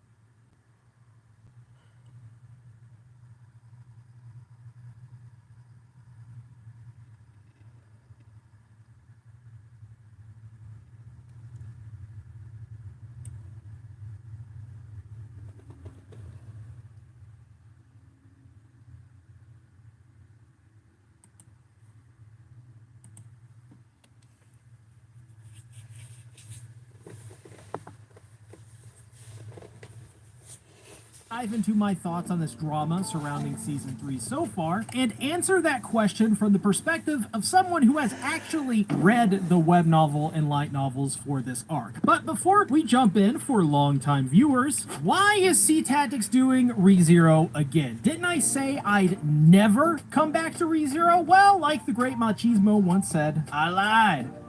But let's be clear, Katakawa is relentless with DMCA strikes on ReZero content. So covering season 3 is literally a risk to my livelihood. Even then, I felt it was worth it nonetheless. So you might notice these videos are edited weirdly. That's not laziness. I'm just being cautious, using images sparingly to protect the channel while still bringing you the content you want. Second, the best way to support me if things go south is simple. Like the video to help it with the algorithm. After all, it's been almost 5 years since my last ReZero video. Subscribe so damn. you can join me on this journey. 5 and if you years, want bro. to financially support me, use code CTACTICS when ordering from GamerSupps for 10% off. You can grab a tub, a shaker, snacks, or some cool merch, and I get a kickback for every purchase. Thank you for your support, GamerSupps, and you. and let's say, this is 5 years in the making. I'm nervous, but let's get this party started. So I'm gonna be straight up honest, I really enjoyed the first episode overall, as I think it pretty much faithfully adapts the most important bits, which is the introduction to Sirius, one of the new villains for Arc 5 in Season 3. Not only that, but the introduction for the city of Pristella was really well done too. Yeah, it Really was got good. the It was sense good that the city was animation. alive throughout the entire episode, and its influence from Venice in the real world makes the setting sparkle and dazzle the eyes, which is a massive tonal shift from the previous season, which was the cold, dark woods of Sanctuary. And you know, speaking of tonal shift, this entire episode seemed as if a gigantic weight had been lifted up from the entire cast. Biyako spoke with excitement, and we saw countless examples of her being happy to experience all of these new things while still being her quirky self that's a little awkward. I think Beatrice in particular just brings a lot more joy to ReZero now as a whole, and that translates to pretty much everyone in Amelia's camp. We get to see throughout this episode all of them act like a big bunch of dumb happy goofs, and while at first I was sort of shell-shocked at such a drastic tonal shift from these characters, it does make sense and is accurate to the light novels, but done way better than the light novels could ever hope to achieve. Yeah, I said that. And the reason is simple. After finishing Arc 4, the reader's voice in the light novel is still very used to the dark tone from these characters. So now with it being animated with bright colors and new, more exciting setting visually and historically with actual lore to explore, and with characters unshackled by their trauma and burden after taking the trials of the Sanctuary, every character seems to have a new lease on life. However, there is still a bit of drama in this episode too. After all, it's still ReZero, but now there is more variety in tone besides just misery and death. We get to see a lot of really interesting character drama in Wilhelm and Reinhard's family. We learn that Wilhelm drove a wedge between him and his grandson Reinhard because he was running from his wife's death and was too obsessed with vengeance. We also get to see Reinhard's father and Wilhelm's son, Heinkel, who is the ornamental vice captain and someone that literally everyone hates. Like, no kidding, all of my homies hate Heinkel. Seriously, this guy is a D-bag, and the names he has earned are deserved, as he is a drunkard who put down his own father and son for pretty much no reason. Well, I'm damn. interested to learn more about his trauma because it is very clear that he did not take his mother's death well, like, at all. So at least in terms of nailing the tone of ReZero Season 3, I actually think it's much better than the light novel, and especially web novel. This, of course, could change, but I don't see anything wrong with episode 1 in this regard. And remember, this was a 90-minute episode 1, practically a movie, so there was a lot of potential for this to go wrong, and, well, nope, they stuck to the source material pretty well, if not perfectly, outside of a few minor web novel only moments that, from my hazy memory, didn't make it through, or did, or didn't, or maybe just didn't exist at all, I don't know. But in this regard, they absolutely nailed the adaptation. Another thing I really liked about episode 1 is that all of the characters are the same, but at the same time are so much different from how they acted in previous seasons. Much like how Roswaal cynically told them all in season 2 view that nobody can change, I think this episode proves to an undeniable degree that this notion was preposterous and ignorant on Roswell's part. Well, Pretty much Roswell's every a piece character of has shit, a new so- lease on life, but on top of that, act as if they are so much more confident. Amelia, just Amelia, as an example, has a lot of development, and it shows. She is much more confident after Subaru's confession of love, and vice versa, and she just stands up for herself and for Subaru, and even in front of Heinkel, essentially telling him off. And what I liked about this moment was that Amelia Subaru, is out of not a habit, good was character. beginning to Why do defend people Amelia, like but her, she man? got to it before he ever I don't could. get And it. this shows the agency I don't like of her. Amelia to act on her own free will. And I don't like her at all. None. At all.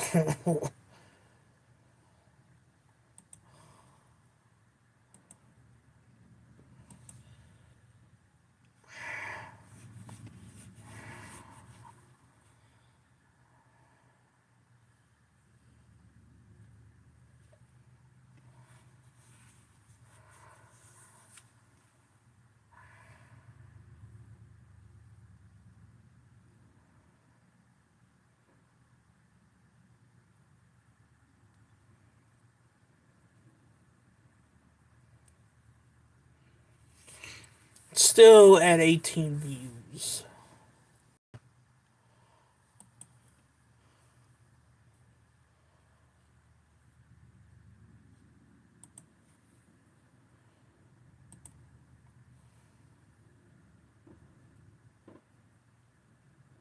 with confidence. After all, she has Subaru and all of her friends to back her up. It also shows that the events of Sanctuary have taught Amelia a lot and has allowed her to get through her trauma and on to the next stage of her life, which requires confidence and self-reliance. Things that she pretty much nails now, that she didn't before. I also thought that Subaru himself changed quite a bit from the last episode to this episode a great deal as well. He is just so much more confident now because I think he understands that the Return by Death curse is maybe in fact much more of a support system than it is just purely a curse. Alright, I hate to pause this live stream. I know I've been doing that a lot lately in this live. But I need to go grab some food, man. But I'll play. Let me see if I can turn that stupid automatic thing off. There we go. Alright. I will be back shortly.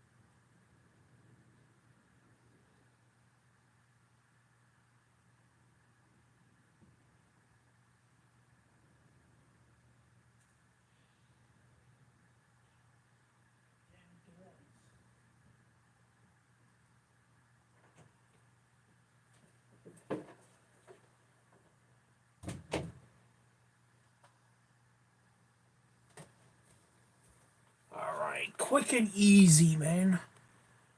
Alright, I am back. Let's continue.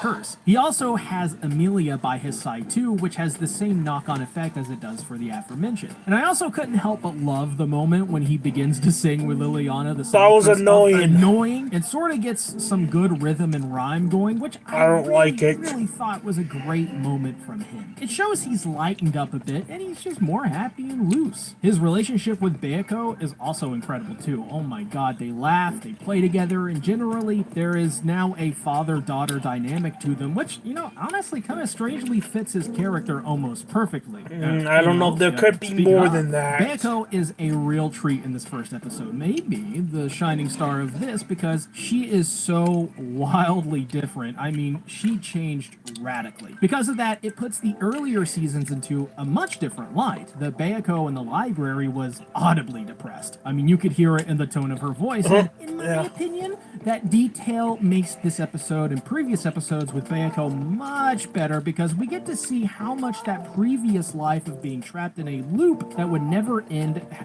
how it affected her tonally and visually and just everything. But when Subaru finally broke the cycle, it allowed Bayako to truly be her and set her inner self free. And truly, you know, that's a beautiful detail about her, which makes Bayako my favorite out of all of the ReZero characters. And, what is that? Speaking of, Elsa is now appearing in Garfield's head, which adds a totally different dynamic to Garfield that I really, really like. Garfield is very insecure about not being the strongest, and it really ticked him off when Reinhard nonchalantly just blocked his entire beast fist like it was nothing. You know who's also like that? Vegeta in Dragon Ball. He's always complaining, I'm not the strongest, man. I want to be the strongest. Goku will always be stronger than Vegeta, so, you know, I can relate to that. Vegeta's always complaining about not being the strongest, man.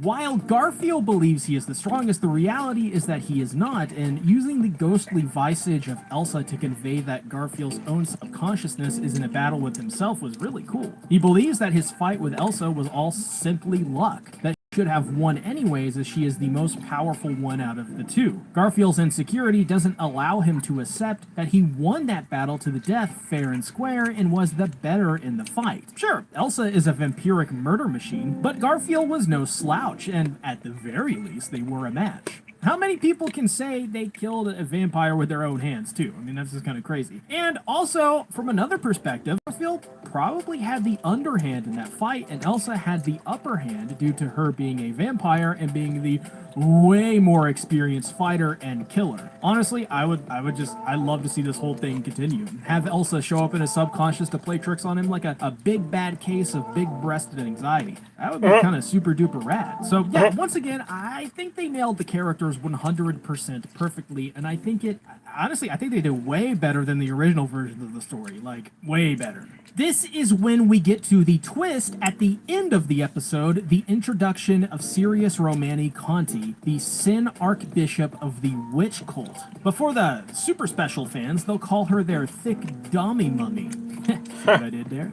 Anyways, this scene was the hardest to pull off out of any of them, and I think they did really well here. Not perfect, but was pretty good. And this scene very much, I think, benefited much more being in written form in the originals because you get to hear what Subaru is thinking during this moment. It comes literally out of nowhere, and it only hits you what is happening when Sirius brings out the boy as you see him crying. The anime version isn't as good as that, in my opinion, but relatively, it's the same thing through and through. I have always loved, by the way, the design of Sirius because seeing a character wrapped in bandages from head to toe, madly screaming and yelling at everyone below as they are locked within a trance and can't escape, leading to their heads popping and the boy being dropped, crushing him from the force of gravity. Oh, God, it's such a cool moment, but it's a depressing one. And by the way, in terms of horror, it's a chef's kiss. Plus, it comes at the right time as it was a brilliant way to end the episode on this moment, as you get the majority of the episode catching up and having fun and experiencing new things, while the ending is just, man, it's a total mind freak. Obviously, I can't wait to see how Sirius is involved in the show and really how everything else plays into this season. Now, there is simply so much to be excited for with season 3 because there is a lot more intrigue with our characters practically getting a new presentation while also getting a new batch of characters to interact with. I think if you weren't a fan of season 2 with the setting of Sanctuary and the somewhat hard to follow plotline, then I think everyone here will love season 3. It's much more like season 1 with the added layer of action and now, I suppose, music and the incredibly annoying Liliana. Oh, okay, actually now that I mention it, yeah, there was one thing I hated about episode 1, they kept Liliana. But other than that, this was pretty much a perfect episode, and I do not see how anyone could view this web novel or light novel,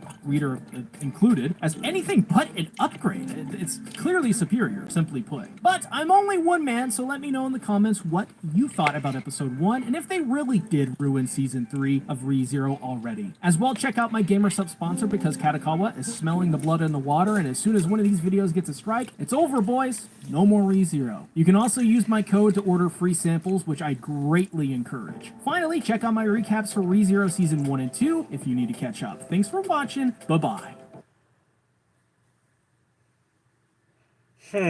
Interesting.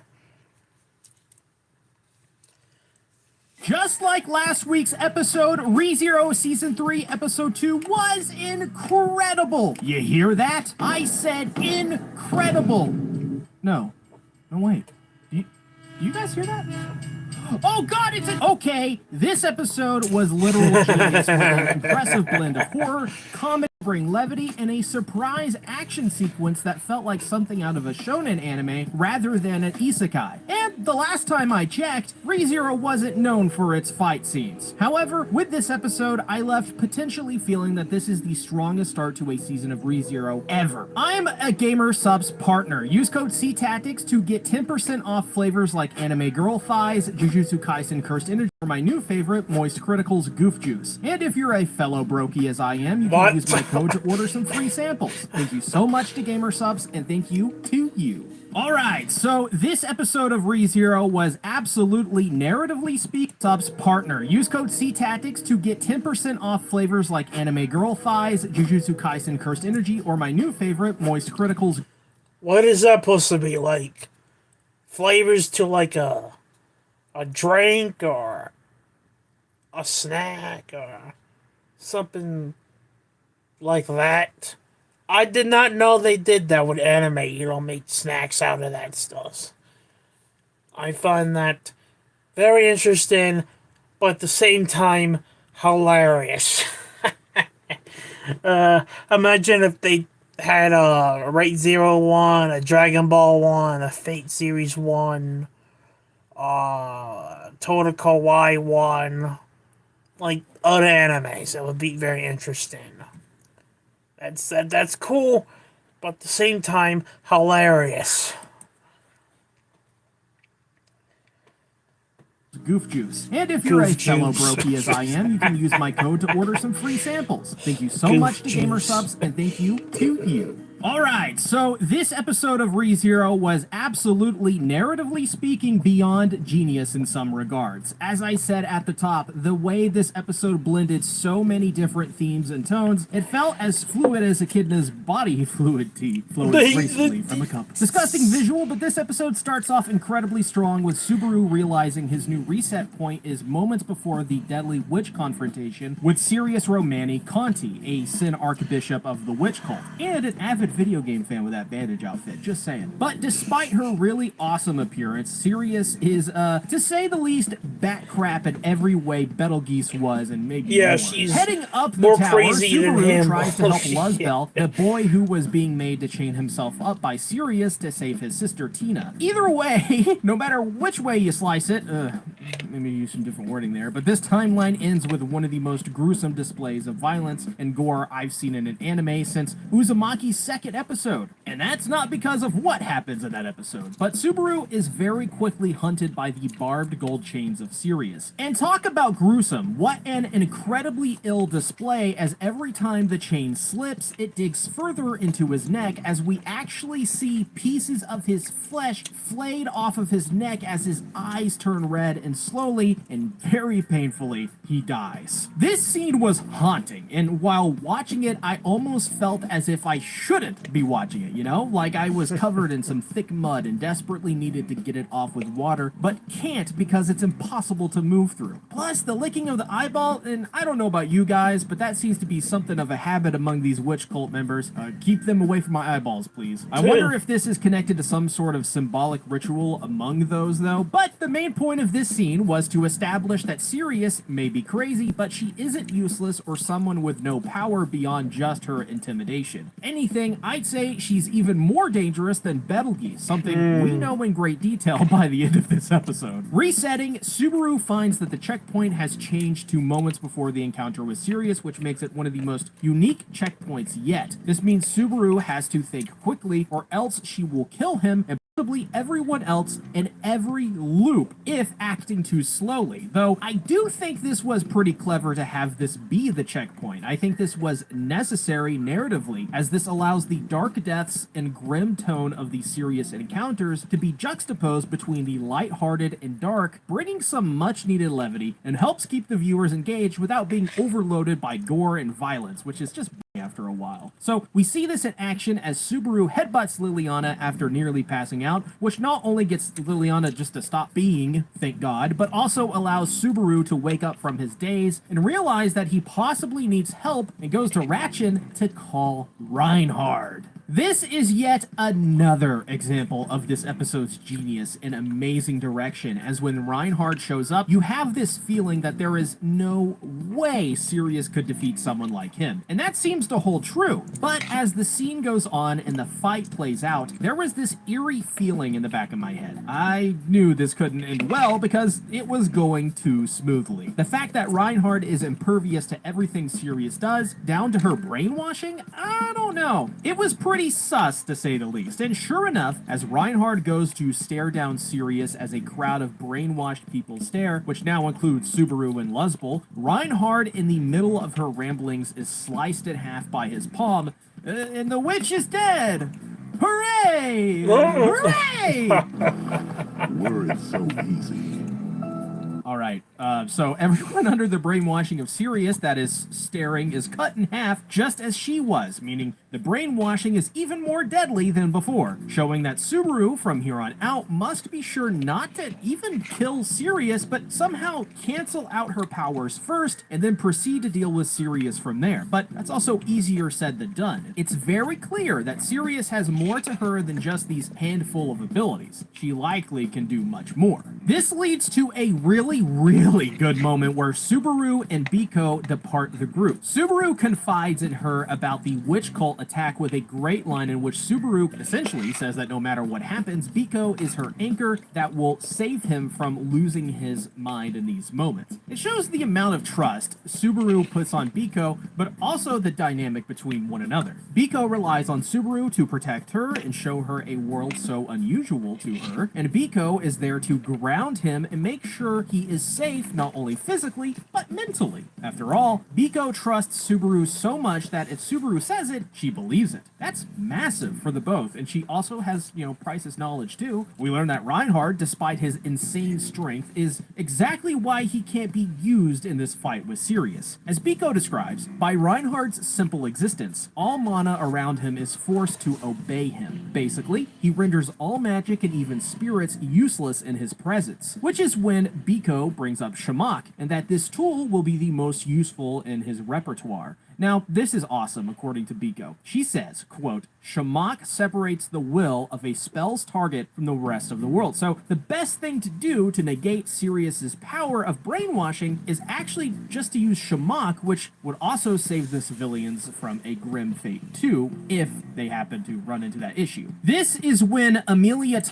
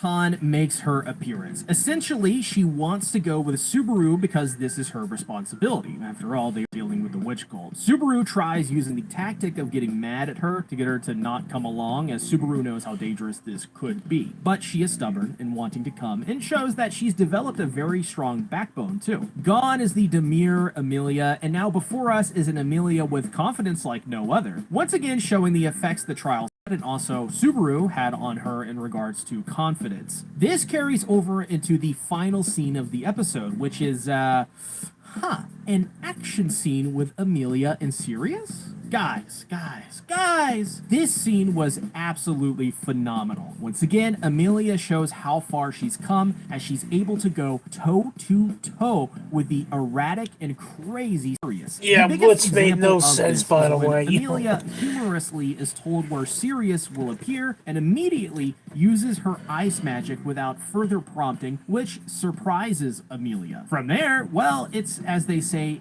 dead heat, as these two insanely powerful people fight balls to the wall. It But made no because sense how she's she a was member even of the keeping witch up cult, with as her. soon as Amelia defiantly takes the upper hand and goes to finish the job, Sirius has left her another surprise. Yeah. She appears with Tina, Luzbel's sister. The entire time, Sirius was essentially playing with Amelia, which shows just how skewed the playing field is. Yeah, that was kind of a dick move, man.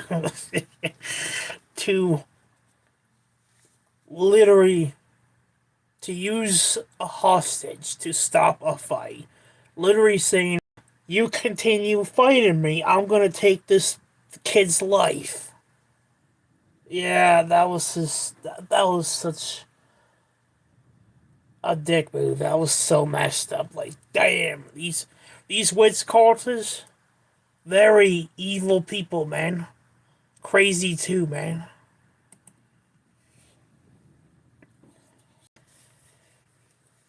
In favor of pretty much every witch cult member thus far in the series. After all, they don't play that noble shtick. They Nope. do anything they want. Nope. In other words, they're crazy. And being They don't crazy play means fair. they're near impossible to predict. This shows that. And, you know, hell, another really surprising thing is Subaru didn't even use Shamak either when it was set up for him to use after that scene. So, really interesting how they ended this episode. However, at the end of the fight, Amelia is knocked out and taken by Greed, Regulus Corneus as his 79th wife. Now, I don't know about you, and it's all right if you're polyamorous or whatnot. Whatever you choose to do, 79 don't mind. wives, bro. I'm gonna go out on a limb and say Greed isn't practicing poly, and those wives may or may not have already perished. Now, that being said, Greed and Priscilla, I think they need to have a spouse off, you know, like where like the dead spouses of each of their pasts have to fight one another in like an endless gauntlet. Now, the real question is this though. With Amelia taken by Greed, will we see the entire season focus around Subaru trying to get Amelia back? I don't know if I'd like that. Or is this just a story beat and she'll be saved or break free? I think I'd like that. That would be pretty cool. It could lead to a lot of really interesting scenes between Amelia and Regulus. Plus, anytime Amelia is the focus of an episode, usually it's pretty good. But also, does Greed plan to actually marry Amelia? If so, then why would he choose Amelia? My guess is this has to do with her relation to the Witch of Envy, or maybe even the fact she's a royal candidate. Who knows? My guess is that this season probably will be focused on getting the royal candidates to work together to take down the witch cult while balancing their own goals and ambitions. Amelia or no Amelia. And we don't want that latter one. I'd love to hear your theories, so comment below, drop a like on the video to help spread some goddamn positive ReZero content out on the web, and check out my sponsor, GamerSupps, using code CTactics to get 10% off. Thanks for watching, y'all. Bye-bye! Well, he had a very interesting on those episodes, different tastes. I've never watched that video, that YouTuber, but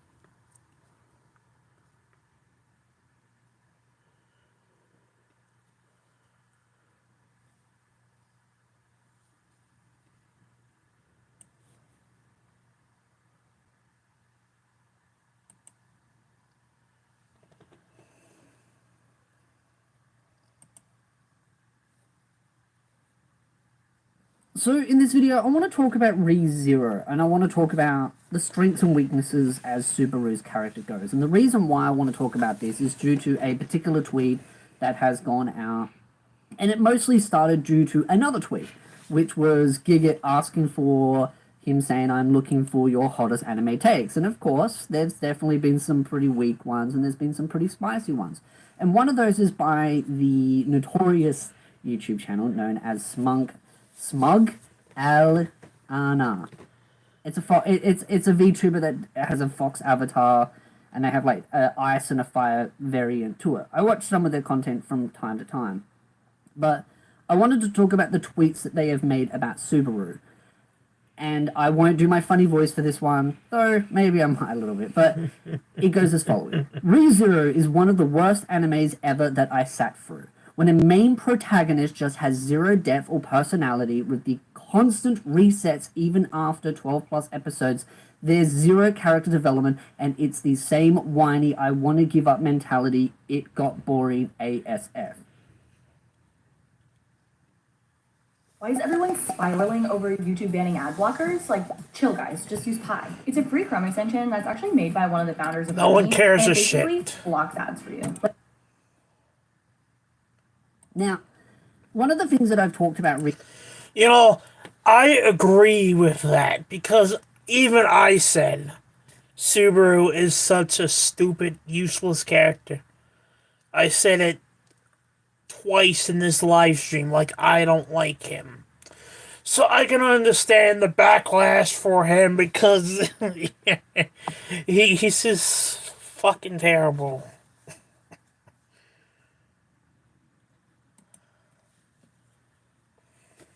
Recently on the channel when it comes to romance animes, and I think this really does resonate with isekais as well, is this whole idea of growth doesn't exist because I don't like the growth. Or in another way to put it is, I don't like the direction of the growth, so it doesn't exist. Because to say that Subaru has received no character like development or depth whatsoever, or no personality, is just factually incorrect. That's just a disingenuous... Well, to be honest, he hasn't progressed enough. He has barely progressed for me. So, this is the part where I disagree with you, okay?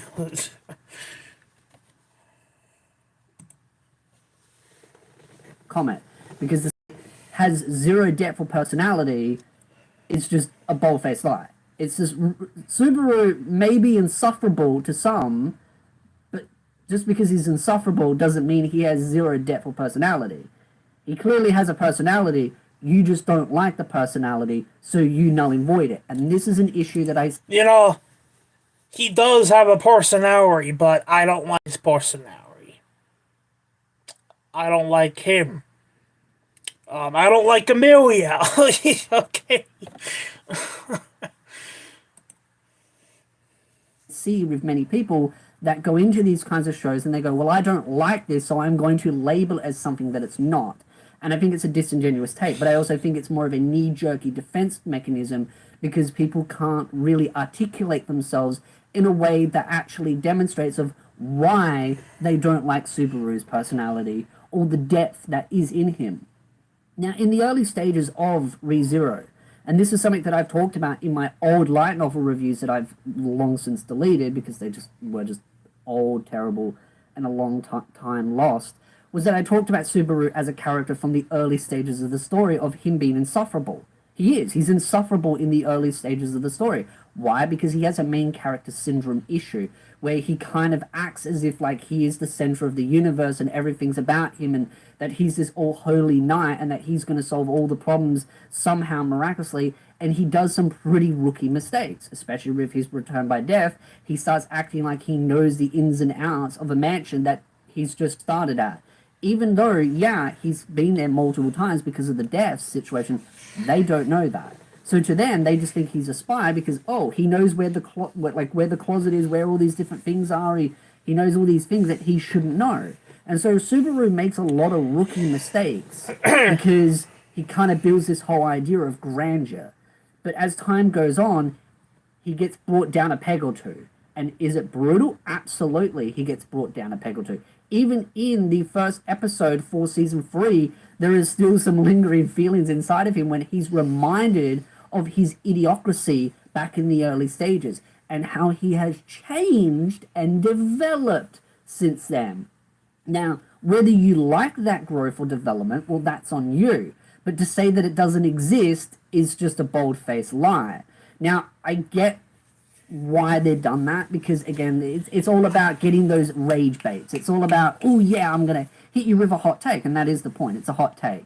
It's designed to kind of throw people a headspin. But the thing is that when people point out their hypocrisy, some of their like incorrect takes on it, they get very defensive. Like people pointing out the TikTok mindset or the TikTok short attention span, which is something that I've spoken about. There has been written papers, research done into how IQ has dropped over the last couple of years since the certain virus has gone out, since TikTok and social media has become a lot more prevalent. The average IQ and attention span of individuals has gone down. Now, their defense was they've read and watched the Lord of the Rings trilogy. But might I also point out the failing of your understanding is that just because you were or had a longer attention span back then doesn't mean that you still have a long attention span now. The point being made about TikTok is that TikTok has shortened people's attention span. You know, he ain't wrong about that. Because I tried to find a certain video on TikTok today and I couldn't find it. But I did find it on YouTube. But also, TikTok is going to get banned next month on the 19th. So, we only have this month, and then next month TikTok will be gone. The day before Donald Trump gets sworn in as President of the United States again. So, you know, I have to say, the only 3 things I'm going to miss from TikTok are watching people's live streams, watching, you know, other types of videos, talking to my friends, even though I don't have a lot on TikTok. And then I'm gonna miss all my decent views I got on my videos, man. Like, I got a lot of decent, awesome views on my video. Views I don't even get on here, YouTube, or anywhere else. So those things I just mentioned, I'm gonna miss. But rather than that, I am not gonna miss TikTok because it's one-sided. I got in trouble on there for stupid BS reasons before, you know, and I don't like it. Also go through Instagram. I've been in trouble on there for stupid reasons I should not be getting in trouble for. But rather than those things, I am not gonna miss TikTok. True, am I gonna miss all my views on all my videos? Yes, because those are word-breaking views I never thought I'll even get on any of my stuffs. And then I'm gonna miss watching people's live stream, watching videos, and talking to my friends on TikTok. Rather than that, I am not gonna miss the app, so, you know, it is what it is. Alright, let's continue.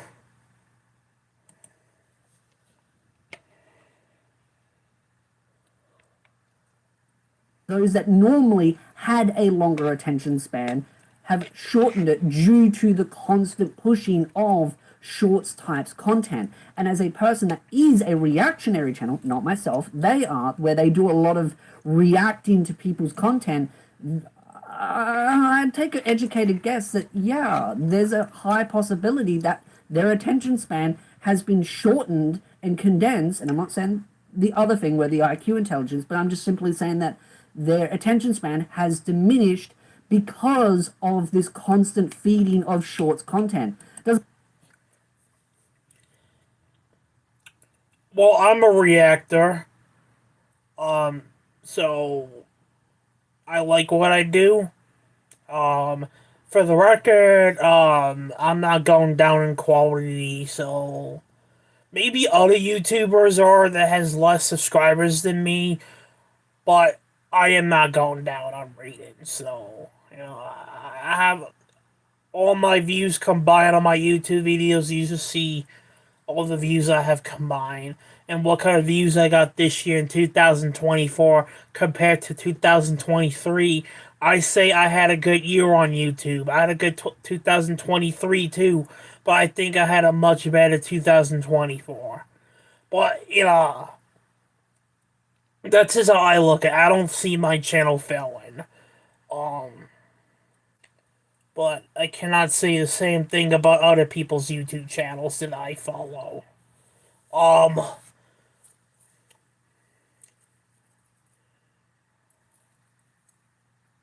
yeah, I'm not failing, obviously. But,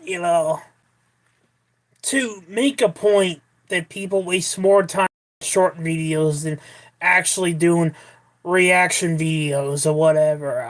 That's why I disagree with you, because a lot of my short videos, they do good. They do good, so I'm proud of that. So, don't throw it in other people's face like that, okay? Because the short videos I do, they usually do good. Definitely the ones I've been doing this year, they're performing wonderfully. But yeah, whatever, man. Whatever, okay? Let's continue.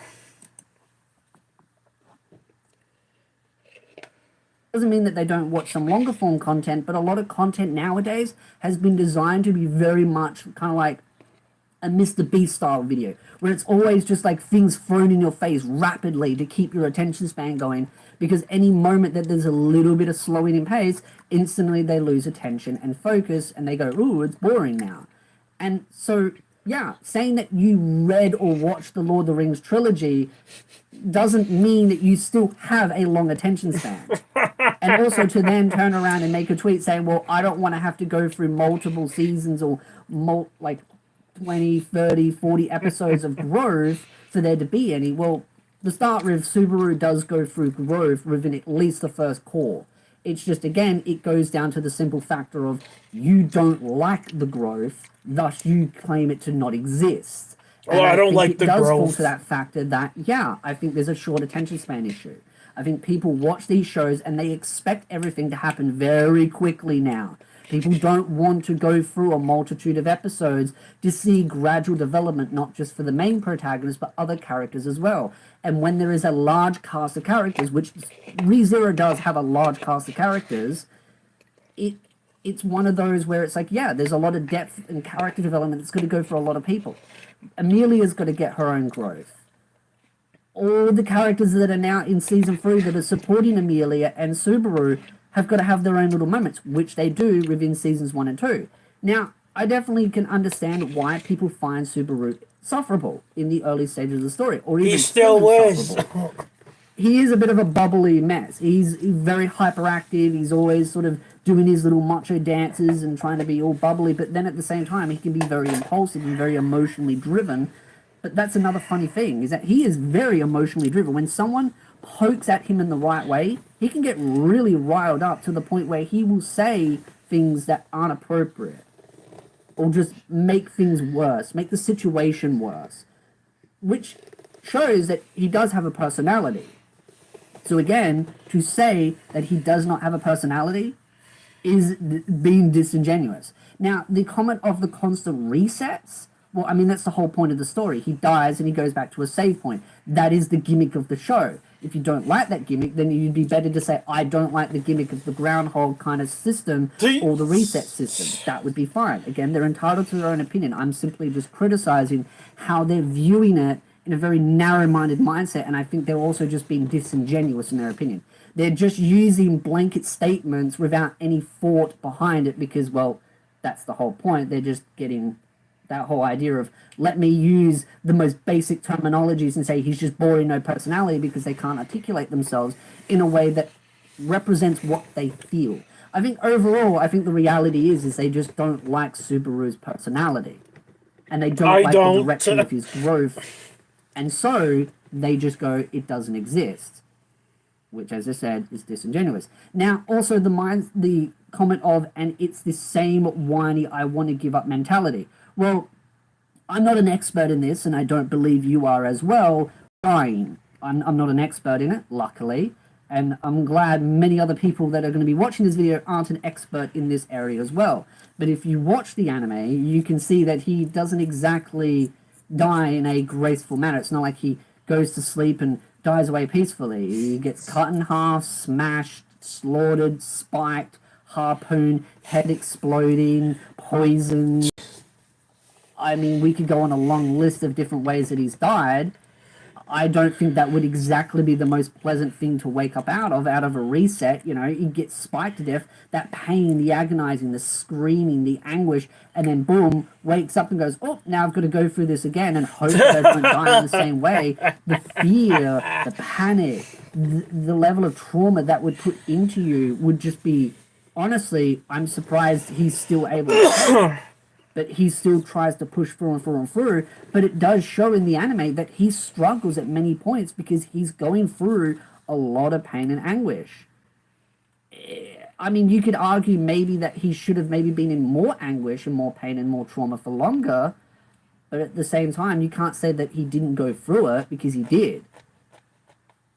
And that's the thing I kind of see is that, yeah, he's gone through those things. Whether you want to say it's gone too fast or not, that's up to you as an individual. But I think a lot of these points being made by this individual are just disingenuous. I think they're just kind of throwing a very blanket statement and just kind of going with it. And then as soon as any pushback got thrown at them, they got very defensive.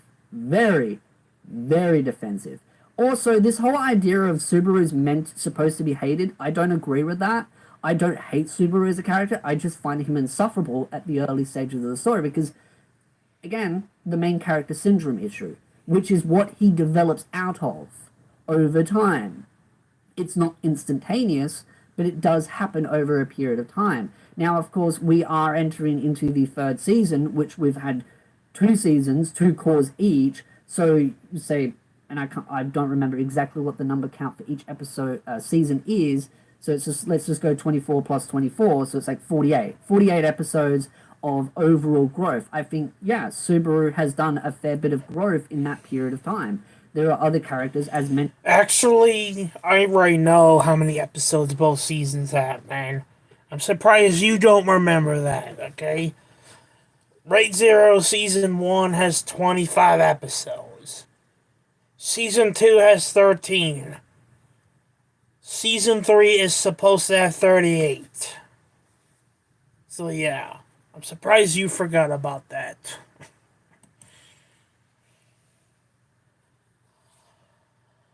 Mentioned before that have grown alongside of him. But you're not going to have instantaneous growth.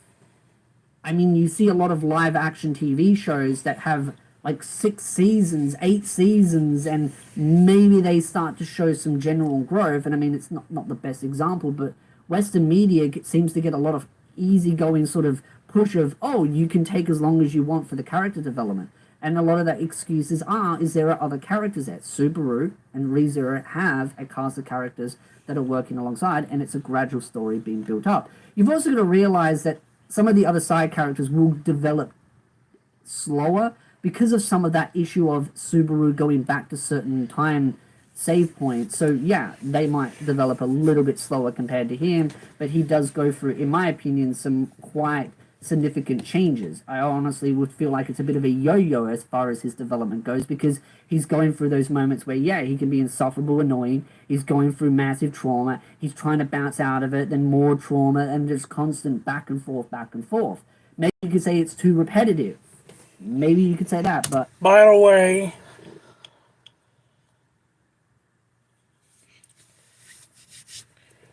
she's one of my other favorite characters I was just talking about earlier. I like her. to say that he has no personality, I think is disingenuous, and I think it is. I don't like using the TikTok word anymore because I feel like some people get very worked up over it, and I get why, because it's basically saying that you're an idiot by saying that, and I don't think it's a fair representation, because yeah, I am a guilty of it as well, where I've consumed so much shorts content that I've gotten to the point where when I watch some long form content, I get a little bit short impatient. I'm like, oh, can we get to the point? And I think that is an issue when you start consuming a lot of shorts content. You start to expect that same kind of quick paceness in the longer form content that you consume that is trying to build up a narrative or build up the stakes or build up something in general, and you just kind of want it to get to the point. But I think this has become a very big issue. It's been well documented that the general IQ has gone down, the attention span of individuals has gone down, and I think content creators are part of that issue where, yeah, their consumption of constant shorts content and constant pushing reactionary content has created this mindset that we kind of expect things to just happen very quickly, or it to be so in our face that we would have to be blind to not notice it, which is kind of funny because some of the remarks to the individual are pointing out that they've basically been sleeping through the anime, which definitely some good quality memes there when it comes to it. So I'd love to ask a question off to you. What are your thoughts on Subaru as a character? From the growth itself, the highs, the lows, the yo-yo effect, do you find him insufferable in the early stages? Do you hate him? Like, what is your overall thoughts of the early stages of the story going through, and do you feel that this comment of zero depth or personality is warranted? Because in my opinion, I don't think it is. And again, stay civil, stay chill. If you like this video, hit the like, subscribe, and I'll see you beautiful nerds in the next video. Huh. Interesting. Even though I disagree with him on a couple things, I was still very interested on his thoughts on Raid Zero so far. I mean, on episode 2, and about Subaru and all that, but I was still interested in listening to him. I like listening to this guy. Even though sometimes I disagree with him, but then again, there's some YouTubers or some other people I disagree with. Like Power Scaling is one of those things, okay? But I'm not gonna go into that, okay? But you know what I mean.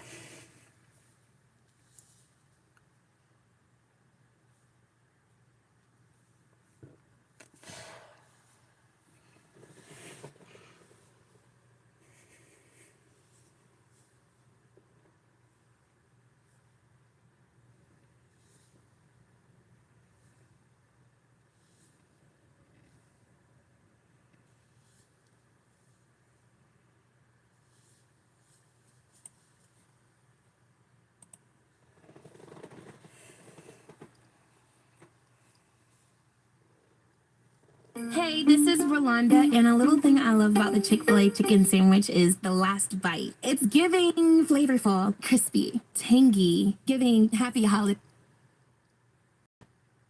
So in this video, I want to talk about ReZero Season 3, because I didn't talk about the initial movie-length episode, and I have a very, very large criticism for ReZero. It is a very big criticism. I'm totally not over-exaggerating for the sake of the video. My criticism is Subaru needs to take off his jacket. I know, you're like, what? What? You want him to strip? Yes, I want him to strip.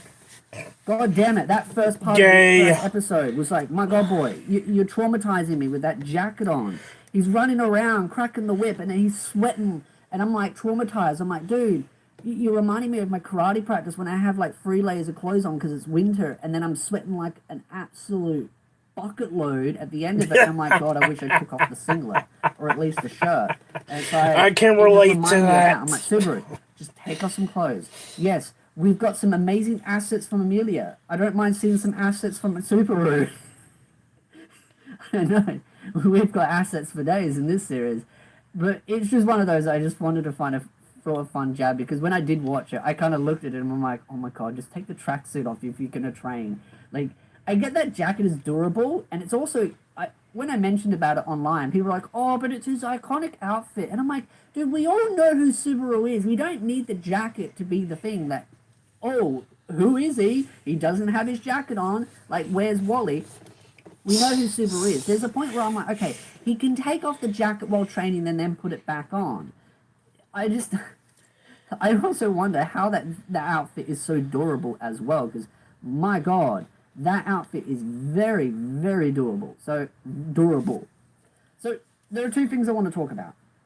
The first one is Beatrice and Subaru's relationship. I find their relationship to be very cute and innocent. I see it as a brother-sister duo combo. I know some people have kind of nitpicked at that and gone, oh, well, actually, it's more like a father and daughter relationship. I find that weird personally myself, but it's like tomato. It's like same difference. Who cares? I just personally like the brother-sister duo combo because it feels a little bit more innocent, and it just feels like, yeah, they're like kind of like, even though Beatrice is a different age because of who she is and being a spirit, it just kind of feels like they're like, you know, she's a younger sister, he's an older brother, he dotes on her and, you know, gives her all the attention, and then she kind of comes in and goes, oh, look, am I not the cutest little sister kind of thing in that episode, the first one. I just think it's a much more innocent kind of mindset to have, even though some people will do the whole Oni-chan kind of thing. I'm like, I get that, but I just prefer that mindset. At the end of the day, it doesn't matter if you pick either. I saw some people like really nitpicking it, like going, well, actually, it's like, no, I don't care. Go to the corner, time out for you. But I don't see anything wrong with their relationship. I've seen some people try to push that there's some like weird relationship going on with Subaru and Beatrice. I'm like, no. He's just a very caring individual. He really wants to kind of make her life better and make her life more vibrant and more colorful and not be locked away in a library and miserable and lonely. And especially from the first episode, she was very bitter and angry and kind of didn't like him.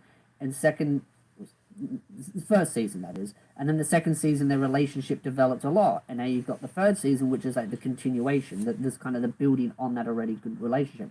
So I personally really like that chemistry. I do not see anything weird in it, and I feel like people are kind of more projecting when they see something weird in that.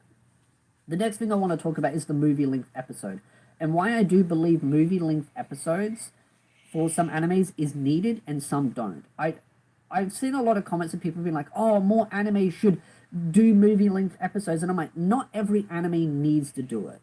When you've got stuff like Feiren or Freeran, you've got ReZero, even other series starting with M, having the T in there. I know it's the name that shall not be named in the community, but there are a multitude of animes that I do believe can benefit from a movie-length type episode.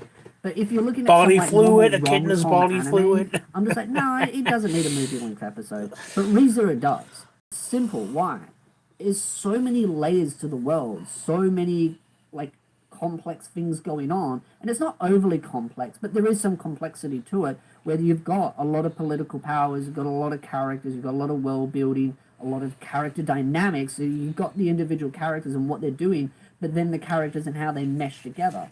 And I feel like the first episode did a great job at building all that up without it feeling too overwhelming, but I can understand why it could feel a little bit overwhelming. For me, I feel like it's one of those where you could watch twice and you get a little bit of extra information, because there's a lot of, like, at certain points where characters are kind of having conversations, you're like, okay, there's some interesting, like, layers to this, and you kind of want to sit there and absorb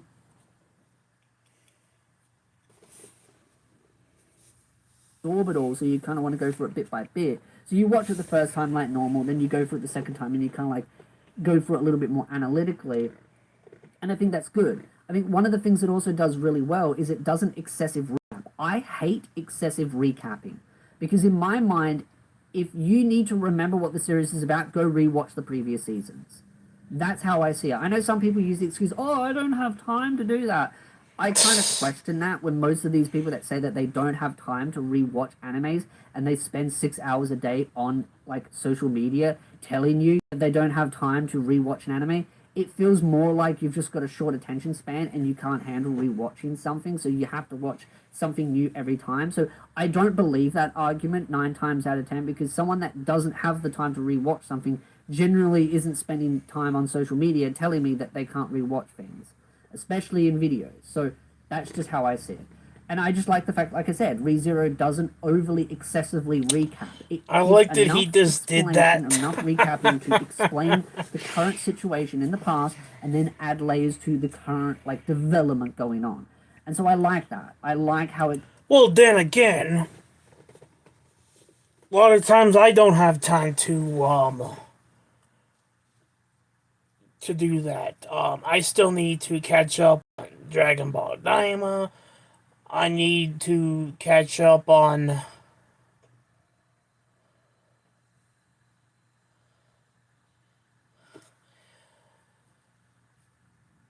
as I was saying, so I got a message. But like I'm a busy guy. I work during the week. Definitely during the holiday season, it's gonna be busy. Like I already know what my game plan for YouTube is for the rest of this month. I know what my game plan is for Instagram. I know what my game plan is for Twitch. But me catching up on anime, like I said, I need to catch up on Dragon Ball Daima. I need to catch up on Re:Zero Season 3. I'm on episode 7. There's 8 episodes right now. And plus, I want to watch the dub. After I watch the sub, I want to watch the dub. And then I need to finish Classroom of the Elite. Season 3, I need to finish that up. And then there's other animes that I'm currently watching that I want to finish watching, which I'm going to. There's animes that I have to watch that I haven't started yet, It is what it is, man. But, I like that he made the comparison, because some people do make mistakes when they say I don't have time to watch anime. Well, a lot of times I don't, you know what I mean? But some people make excuses with that, but I am not one of those people, though.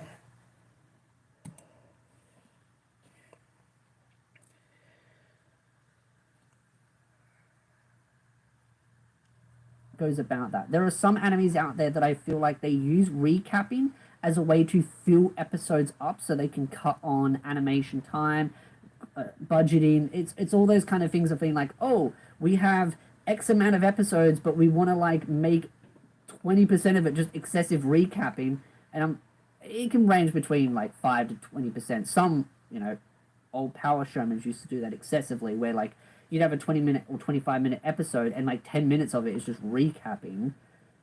But certain animes that I've watched recently do too much recapping, and they do it the only reason why I'm sorry that they do the recapping is... You know what anime has a lot of freaking recap? One Piece, okay? One Piece has a lot of recap, like they have too much of it.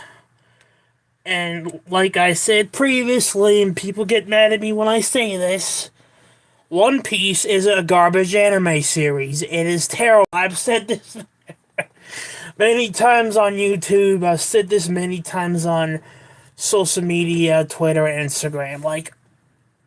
I literally stand by that. One Piece is literally a garbage anime series. It is terrible. And here's the thing. The ratings for animes every week, right? Apparently One Piece is beating Re:Zero and Dragon Ball Daima. How is One Piece beating those two? It makes no sense to me. So someone down doing these, reveals or, stats on the anime, how are they saying One Piece is beating Dragon Ball Daima right now and Right Zero Season 3 and the other animes. Like, how is One Piece doing it? So I call BS on that because there's no way in hell One Piece is beating every single anime series right now. Like, I'll say this again and I'll say it again. One Piece is a garbage of anime series. It is terrible. It is garbage. It's terrible. I just don't like One Piece and I'll continue to say it's garbage, okay?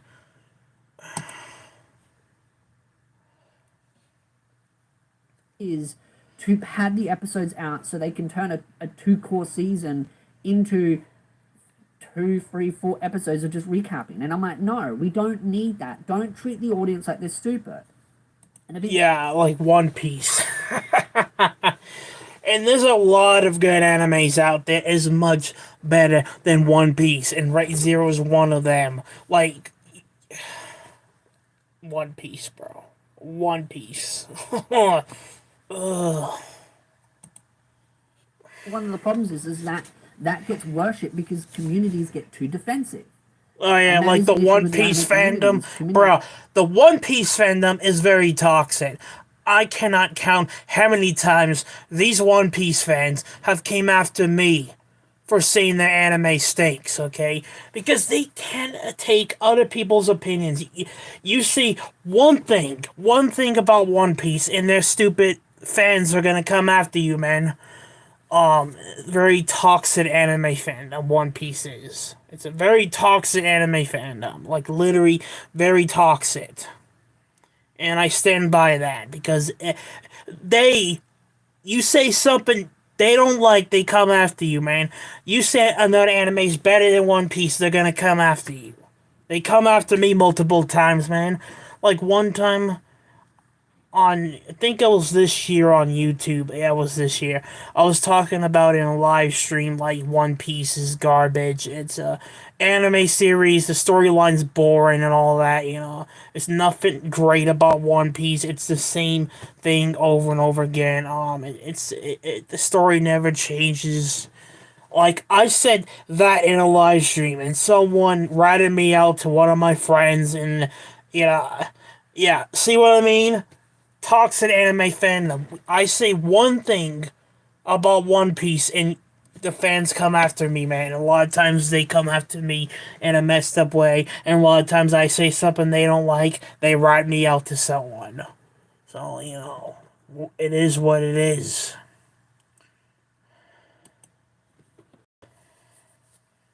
Anime communities are too defensive about their favorite series and can't And handle any One constructive Piece. criticism. And you can say, well, you kind of, gushing over ReZero, but I'm like, oh, I've criticized ReZero before. I always balance my reviews with positives and negatives, but I just think excessive recapping does not help. It treats the audience like they're idiots. You use recapping as a way to explain the current content of the conversations. Like, for example, if Subaru's having a conversation with a character and then needing to talk about the current situation that it is a continuation from a past event, they might give a little bit of a quick dot and point note of, oh yeah, that event from X, Y, and Z. Like, for example, Rem, when she's, asleep, and they kind of bring up the past of her relationship a little bit and then what led to her being in that situation. It doesn't need to be 5 minutes long of recapping. It can be 10 seconds, maybe a little bit more. But when you blow it out to 5 minutes, it's just, to me, it feels like you're treating the audience like they're idiots. And at that point, I'm like, okay, well then go rewatch the previous seasons, all episodes. That's just how I see it. I know it's a very controversial opinion, but I do feel like some content creators knee-jerk defend it because they're too scared that their audience will get angry at them for dare being critical of something. The difference between me and them is I do not let my audience dictate my opinion. I'm open to the discussion and open to having changing my opinion, but I'm not going to be bullied into having an opinion all because I want to please a community. I'm the same way. I am the same way like this guy. Like, I'll say my opinion. I'll say what I want, and if people don't like it, I don't care, man. Just like I say I don't care if people get mad at me for criticizing One Piece and how bad of anime it is, and how toxic their fans are. Literally, I'm not kidding, they have a toxic anime fandom. But I'm like this guy. I don't care what people think. I'm gonna say my opinion. If you disagree with me, that is fine. If I say something you don't like, then I don't care. I'm gonna speak my opinion and what I believe in. And I think people have a problem with me talking bad about One Piece, bro. I said this again, and I'll state this one more time.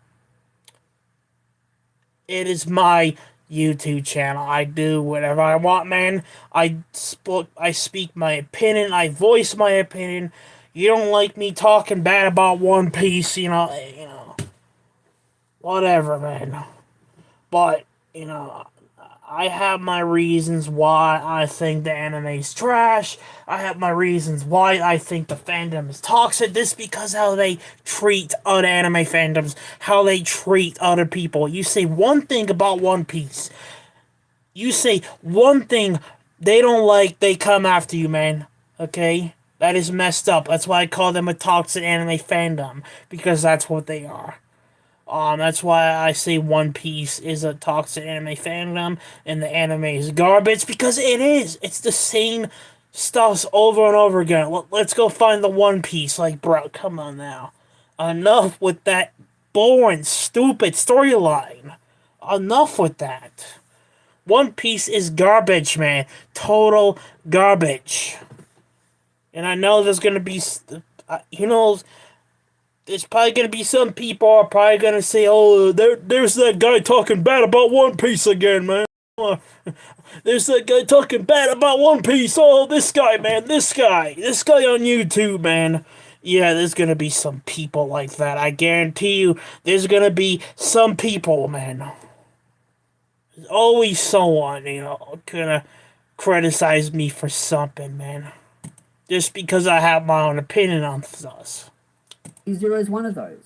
Subaru, take your tracksuit off. I want to see those gains. Otherwise, 0 out of 10. Subaru needs to flex. So I absolutely love the movie length episode. Though, as far as criticisms go, I could understand if some people felt that they felt overwhelmed because there's a lot of stuff going on. But the comments of ReZero Season 3 movie length premiere feels like mostly filler, which I had been linked of an article of that. I think that's just rubbish. You saying that that's filler is just absolute rubbish. That's just you saying that for clicks. Because they did very... That's what One Piece is. It's filler. It's the same storyline over and over again. I guarantee there's going to be some people are going to say, oh, this guy on YouTube, man, this guy is still talking bad about One Piece, man. I guarantee you there's going to be some people. Who knows, I won't put anything past, anyone that says something I don't like. Because you cannot respect people's opinions, okay?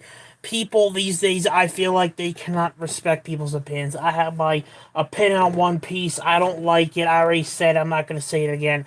But I have my opinions and why I think the way I think. But, there's always going to be someone is going to say this about me or whatever, whatever, man,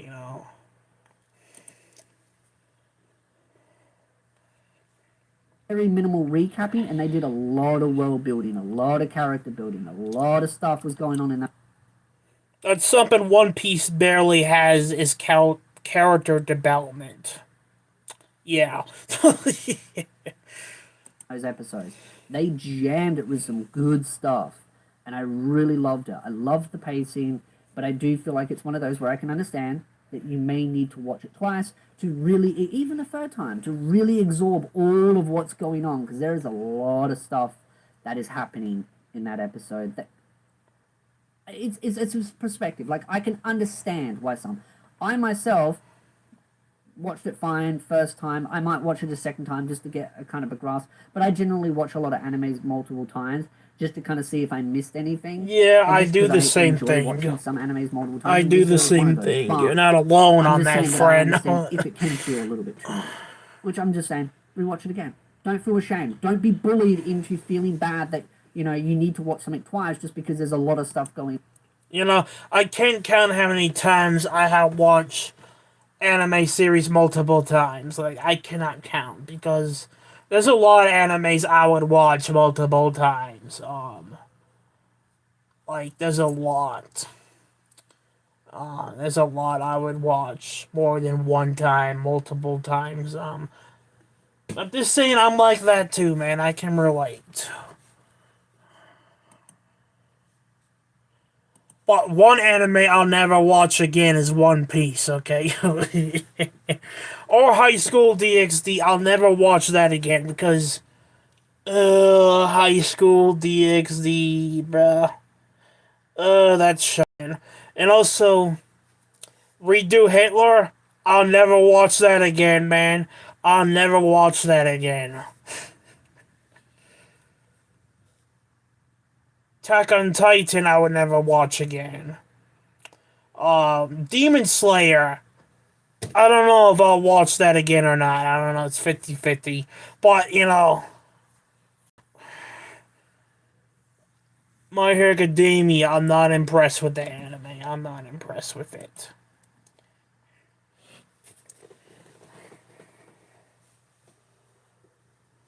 On, and maybe you got a little bit distracted at one point, cat or a dog or a squirrel or a bird or whatever flies on, you're like, ooh, so you need to rewatch it.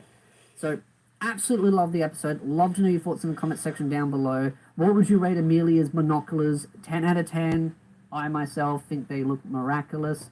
Looking forward to future episodes. And talking about her breast size. I have not read beyond this point. I only read seasons 1 and 2 of the light novel material. So very excited to see where it goes. I said this in the live stream too. Has a good breast size? Rim and Echidna. And the other female character I like, she has a good breast size. Hey, this guy brought up breast size, so I'm gonna do the same thing, you know what I mean? So again, if you like this video, hit the like, subscribe, and I'll see you beautiful nerds in the next video. This guy has a good sense of humor, man.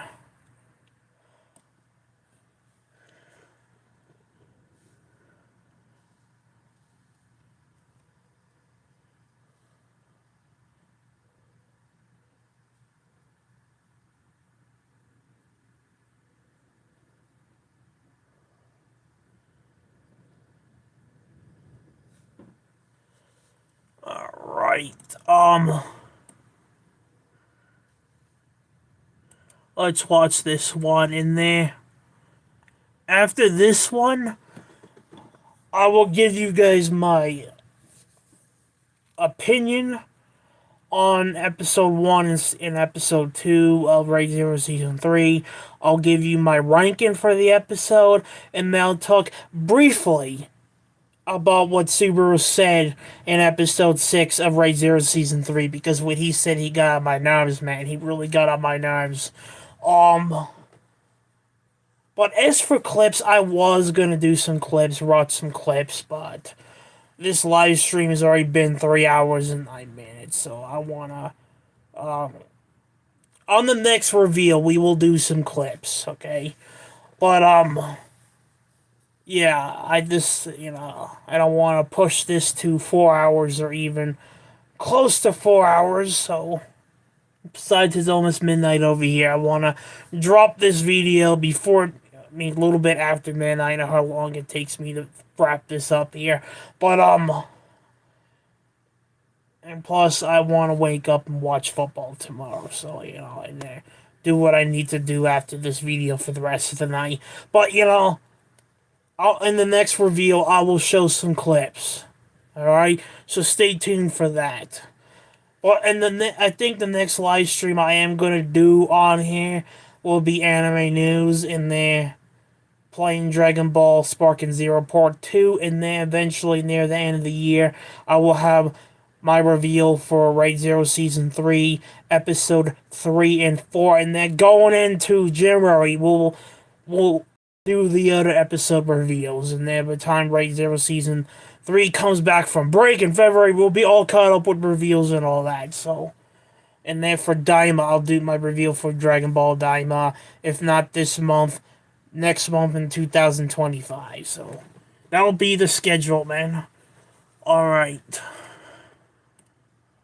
And I have other videos that I'm gonna record and put up on YouTube as well, so stay tuned for that. Including my Goku video I'll be dropping near the end of the year. That's been a project of mine for 7 months, so that'll be dropping near the end of the year of 2024, so stay tuned for that. So alright, let's do this, and I'll have my thoughts on episode 1 and 2 of Right Zero Season 3, my ranking for the episode, and talk briefly what Subaru said in Right Zero Season 3 episode 6. Alright, after this. Alright, let's just do this.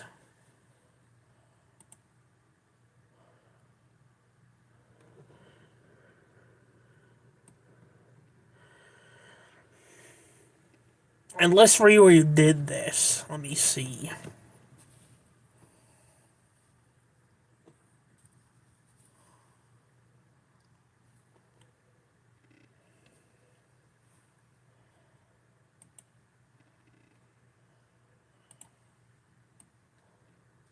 I know we didn't do this one. Alright, here we go.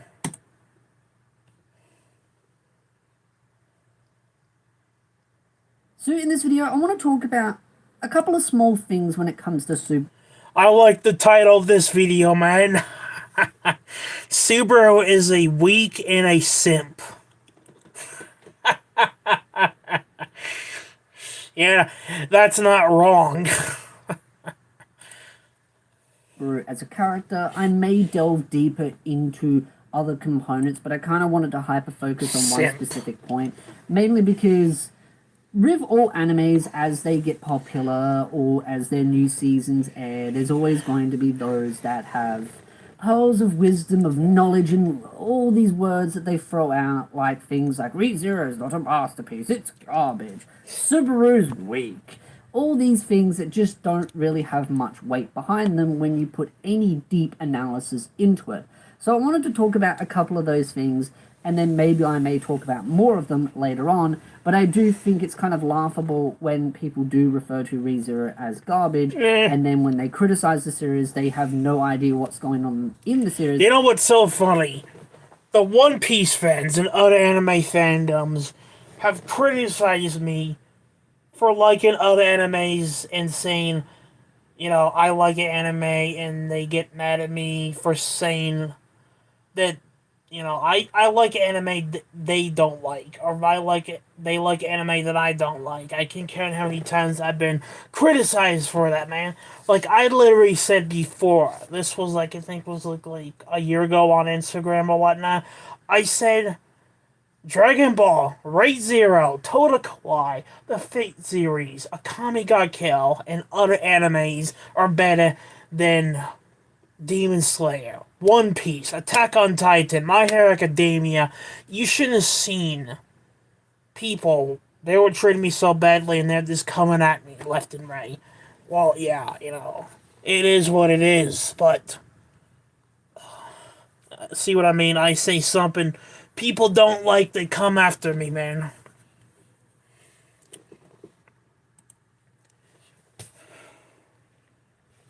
They just kind of throw things at a wall and hope it sticks. Yep. It's very easy to call things bad when you use generalized statements and you kind of just go, oh yeah, character weak. And it's like, okay, but is that a bad thing, having a character that's weak? I mean, with Subaru, one of the things that I actually like about him is that he is weak. He is vulnerable. He is human. He's not some... He's not superhuman. isekai protagonist just been transferred to an alternative world and has 8 girls falling head over heel over him trying to ride on his little jolly lolly. Discount High School DxD. He's talking about High School DxD, how the main character has every chick in that anime under his thumb. Every girl in the High School DxD is literally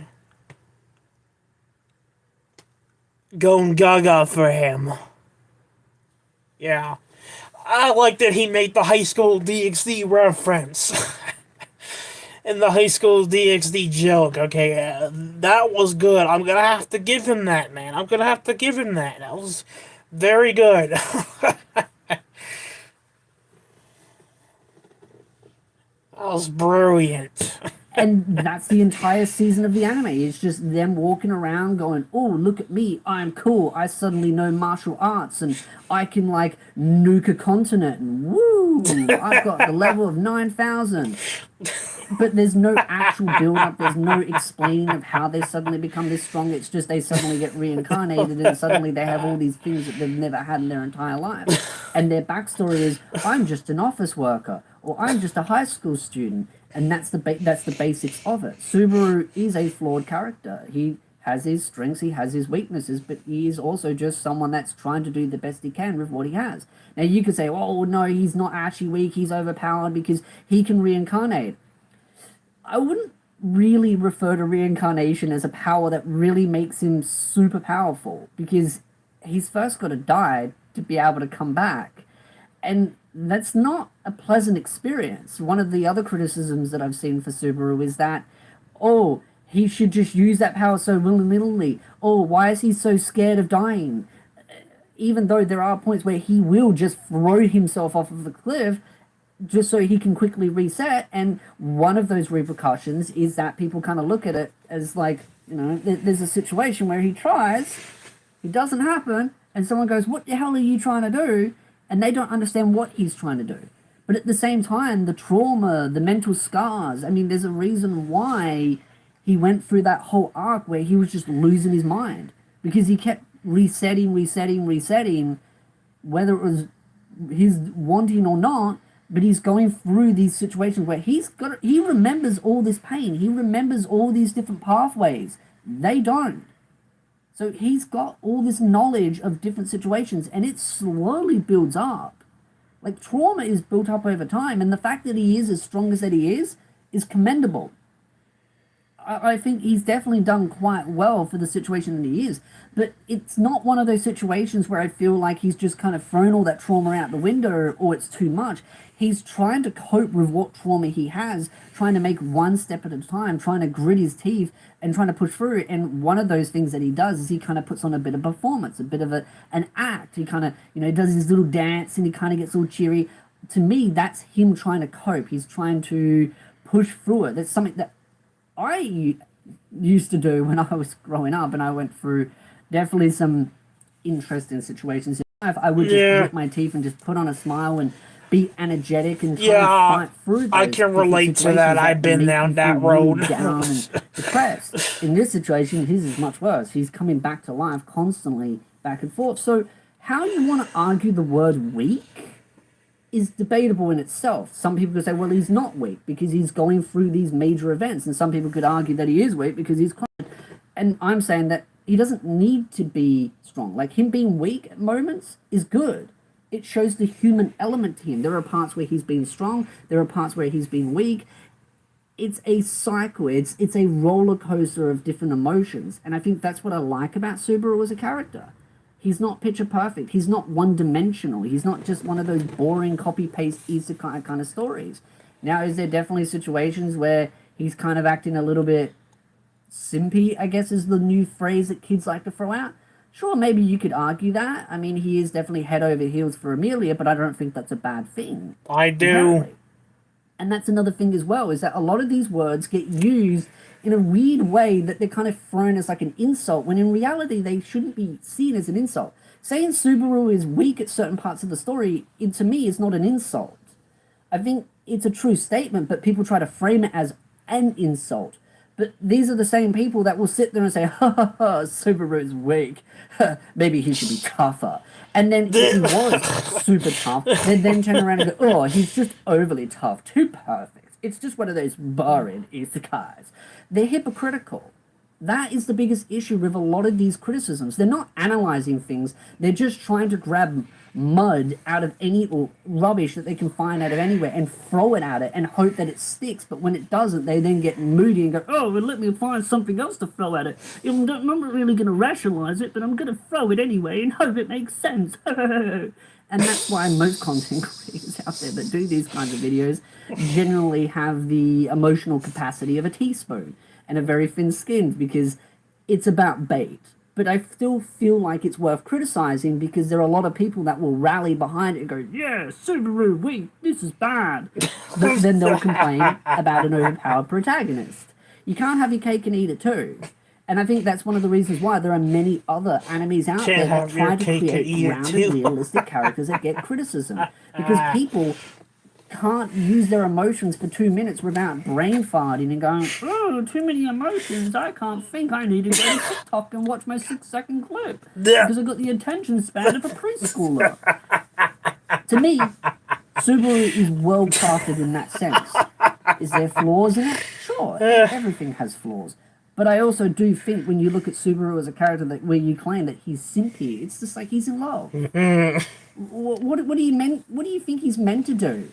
Put on one of those stupid personas and be like, yeah, I'm in love. Girls should foot.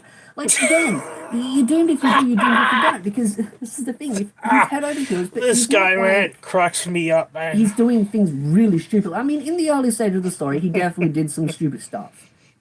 Well, he still does stupid stuff, though. He makes dumb decisions, stupid decisions. Character development in a story.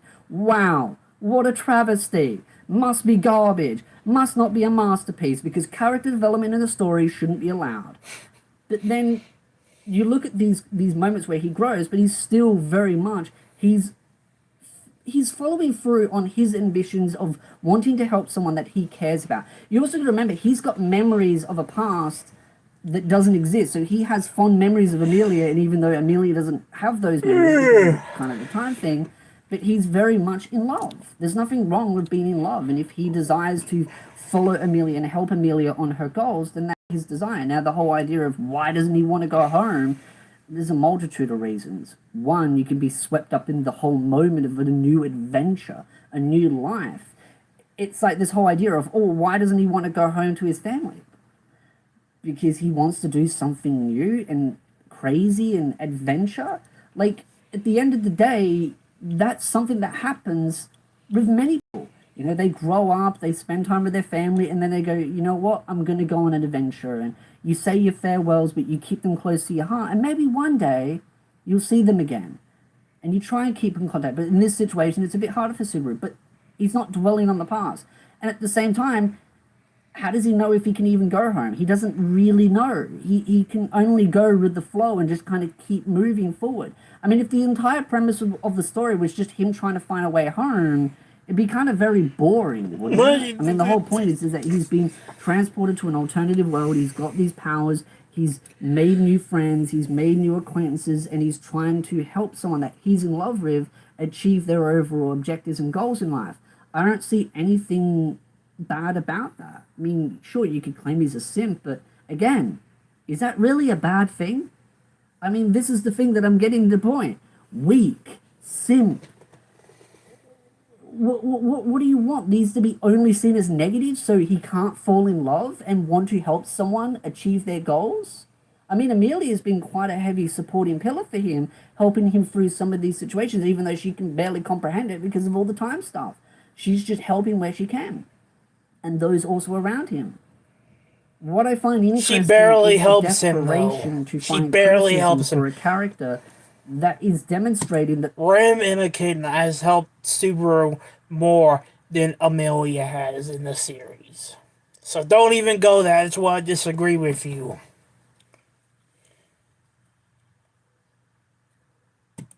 they actually aren't this boring one-dimensional character. Instead, that's what they desire.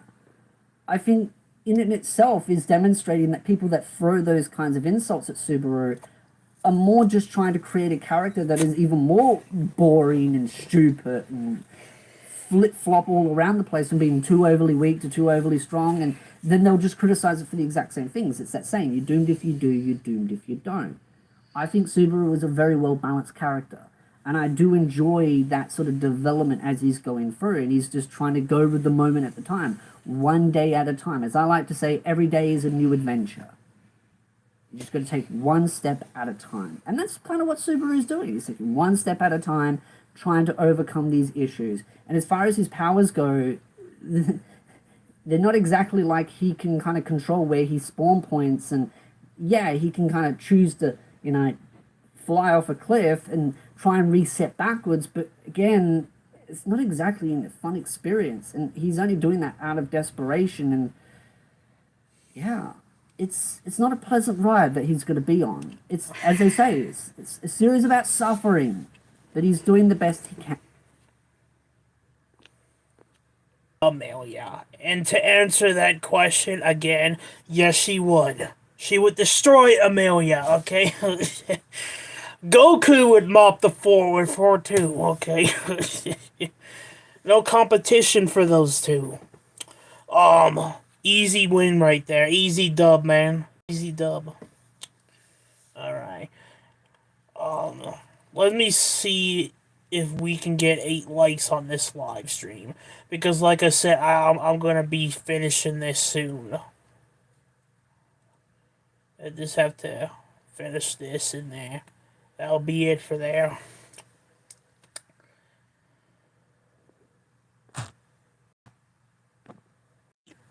If we can get this to 8 likes, or 9, that would be awesome. Alright.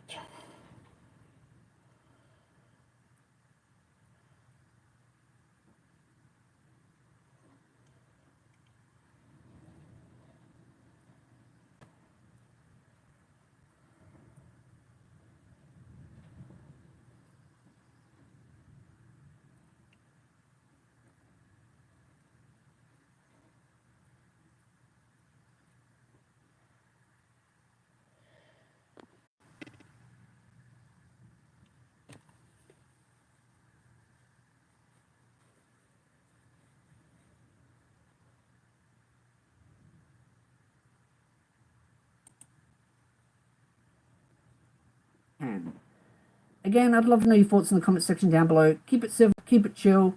I'm definitely enjoying ReZero. I'm enjoying the ride that it is, but I do feel like some of the criticisms towards Subaru are kind of a little bit one of those where it's kind of like they're looking for things, they're desperate for things to slug at it.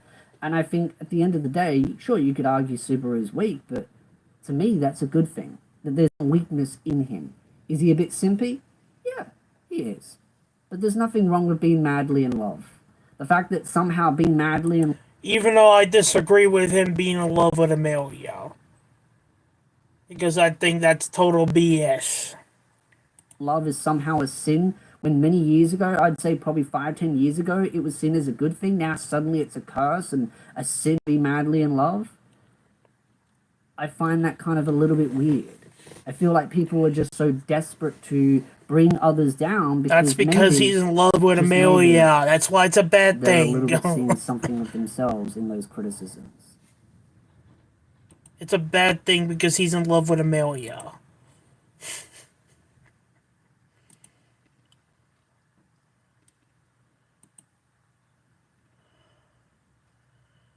Alright, now my thoughts.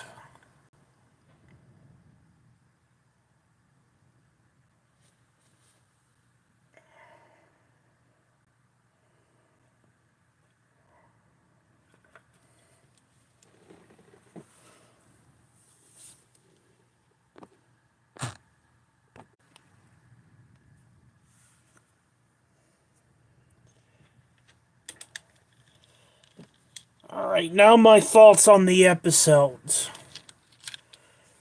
And then I will briefly talk about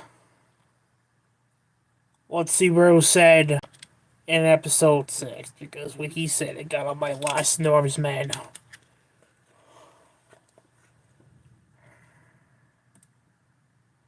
Alright.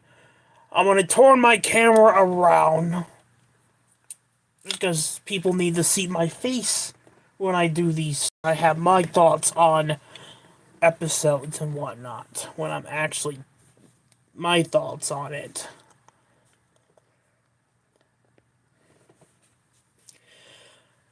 Alright, as for episode 1, the 90-minute premiere of Rate Zero Season 3. Besides some boring stuff in the episode, it was a good episode. I'm gonna rank it a 6 out of 10. It was gonna be a 5 until something badass happened that episode. But, it was gonna be a 5 out of 10 until that broken, busted, badass character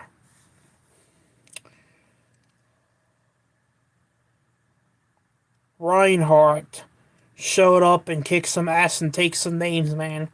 It was gonna be a 5 out of 10, but as soon as he showed up, it went up to a 6. So I'm gonna give episode 1, the premiere of Rate Zero Season 3, a 6 out of 10.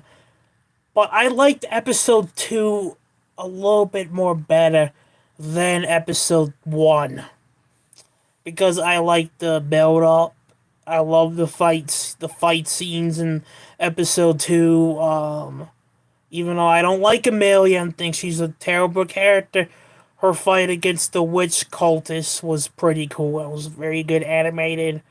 The fight was good. The fights were good. Seeing the witch cult with the ability to manipulate the mind, to brainwash people and all that. That was a very interesting ability. Plus the fight scenes were good. So episode 2 is gonna get it easy for me. On 9 out of 10. It was a very good episode, much better than episode 1. So yeah, episode 1, Rate Zero Season 3, 6 out of 10. Episode 2, Rate Zero Season 3, 9 out of 10. That is my ratings on the episodes. And now let's talk briefly what Subaru did in Rate Zero Season 3, Episode 6. So he was talking about Echidna, how Echidna used Subaru, right? That he got tricked and fooled. But when I was paying attention to Season 3, when I was paying attention to Season 2, I did not see any of that. So what in the hell is Subaru talking about? Nothing but lies and garbage is coming out of his mouth. Echidna saved his life twice in Season 2. She wanted a contract with him. She tried to help him. She was there for him. Even when he broke down in tears? Echidna came over and comforted him.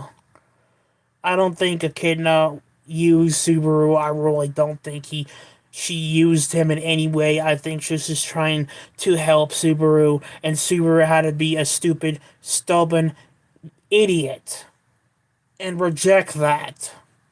Reject her, reject that, and reject Echidna's love and her help. Kind of like what he did in Season 1 with Rem. It is the same thing. So yeah, that really pissed me off in that episode, that statement by Subaru. But yeah, that is my reveal for Rate Zero Season 3, Episode 1 and Episode 2. We got 8 likes on this live stream. That is wonderful. I'm curious what the views are going to be like. Thank you for coming by for my review for Rate Zero Season 3, Episode 1 and Episode 2 reveal. I will have my next reveal for Episode 3 and 4 very soon. Probably next week or the week after, because like I said, I have some anime news I need to cover on anime stuff related about other anime series and whatnot. And then Dragon Ball Sparking, me playing Dragon Ball Sparking Zero Part 2 will be out near the end of the year on YouTube, followed by the Goku video I've been working on very hard, and the other videos I'm going to record and put them up on YouTube. And then most of them will be uploaded to YouTube in 2025, along with other videos planned for YouTube going into the next year. Alright, that is my reveal. You guys have a good night. Thank you for coming by, watching the live stream, talking to me in the chat. I appreciate you very much. Have a good night, day, and I'll see you guys on the next video. Make sure to comment, like, and subscribe. It is your destiny. See you guys on the next video. Peace out, ladies and gentlemen.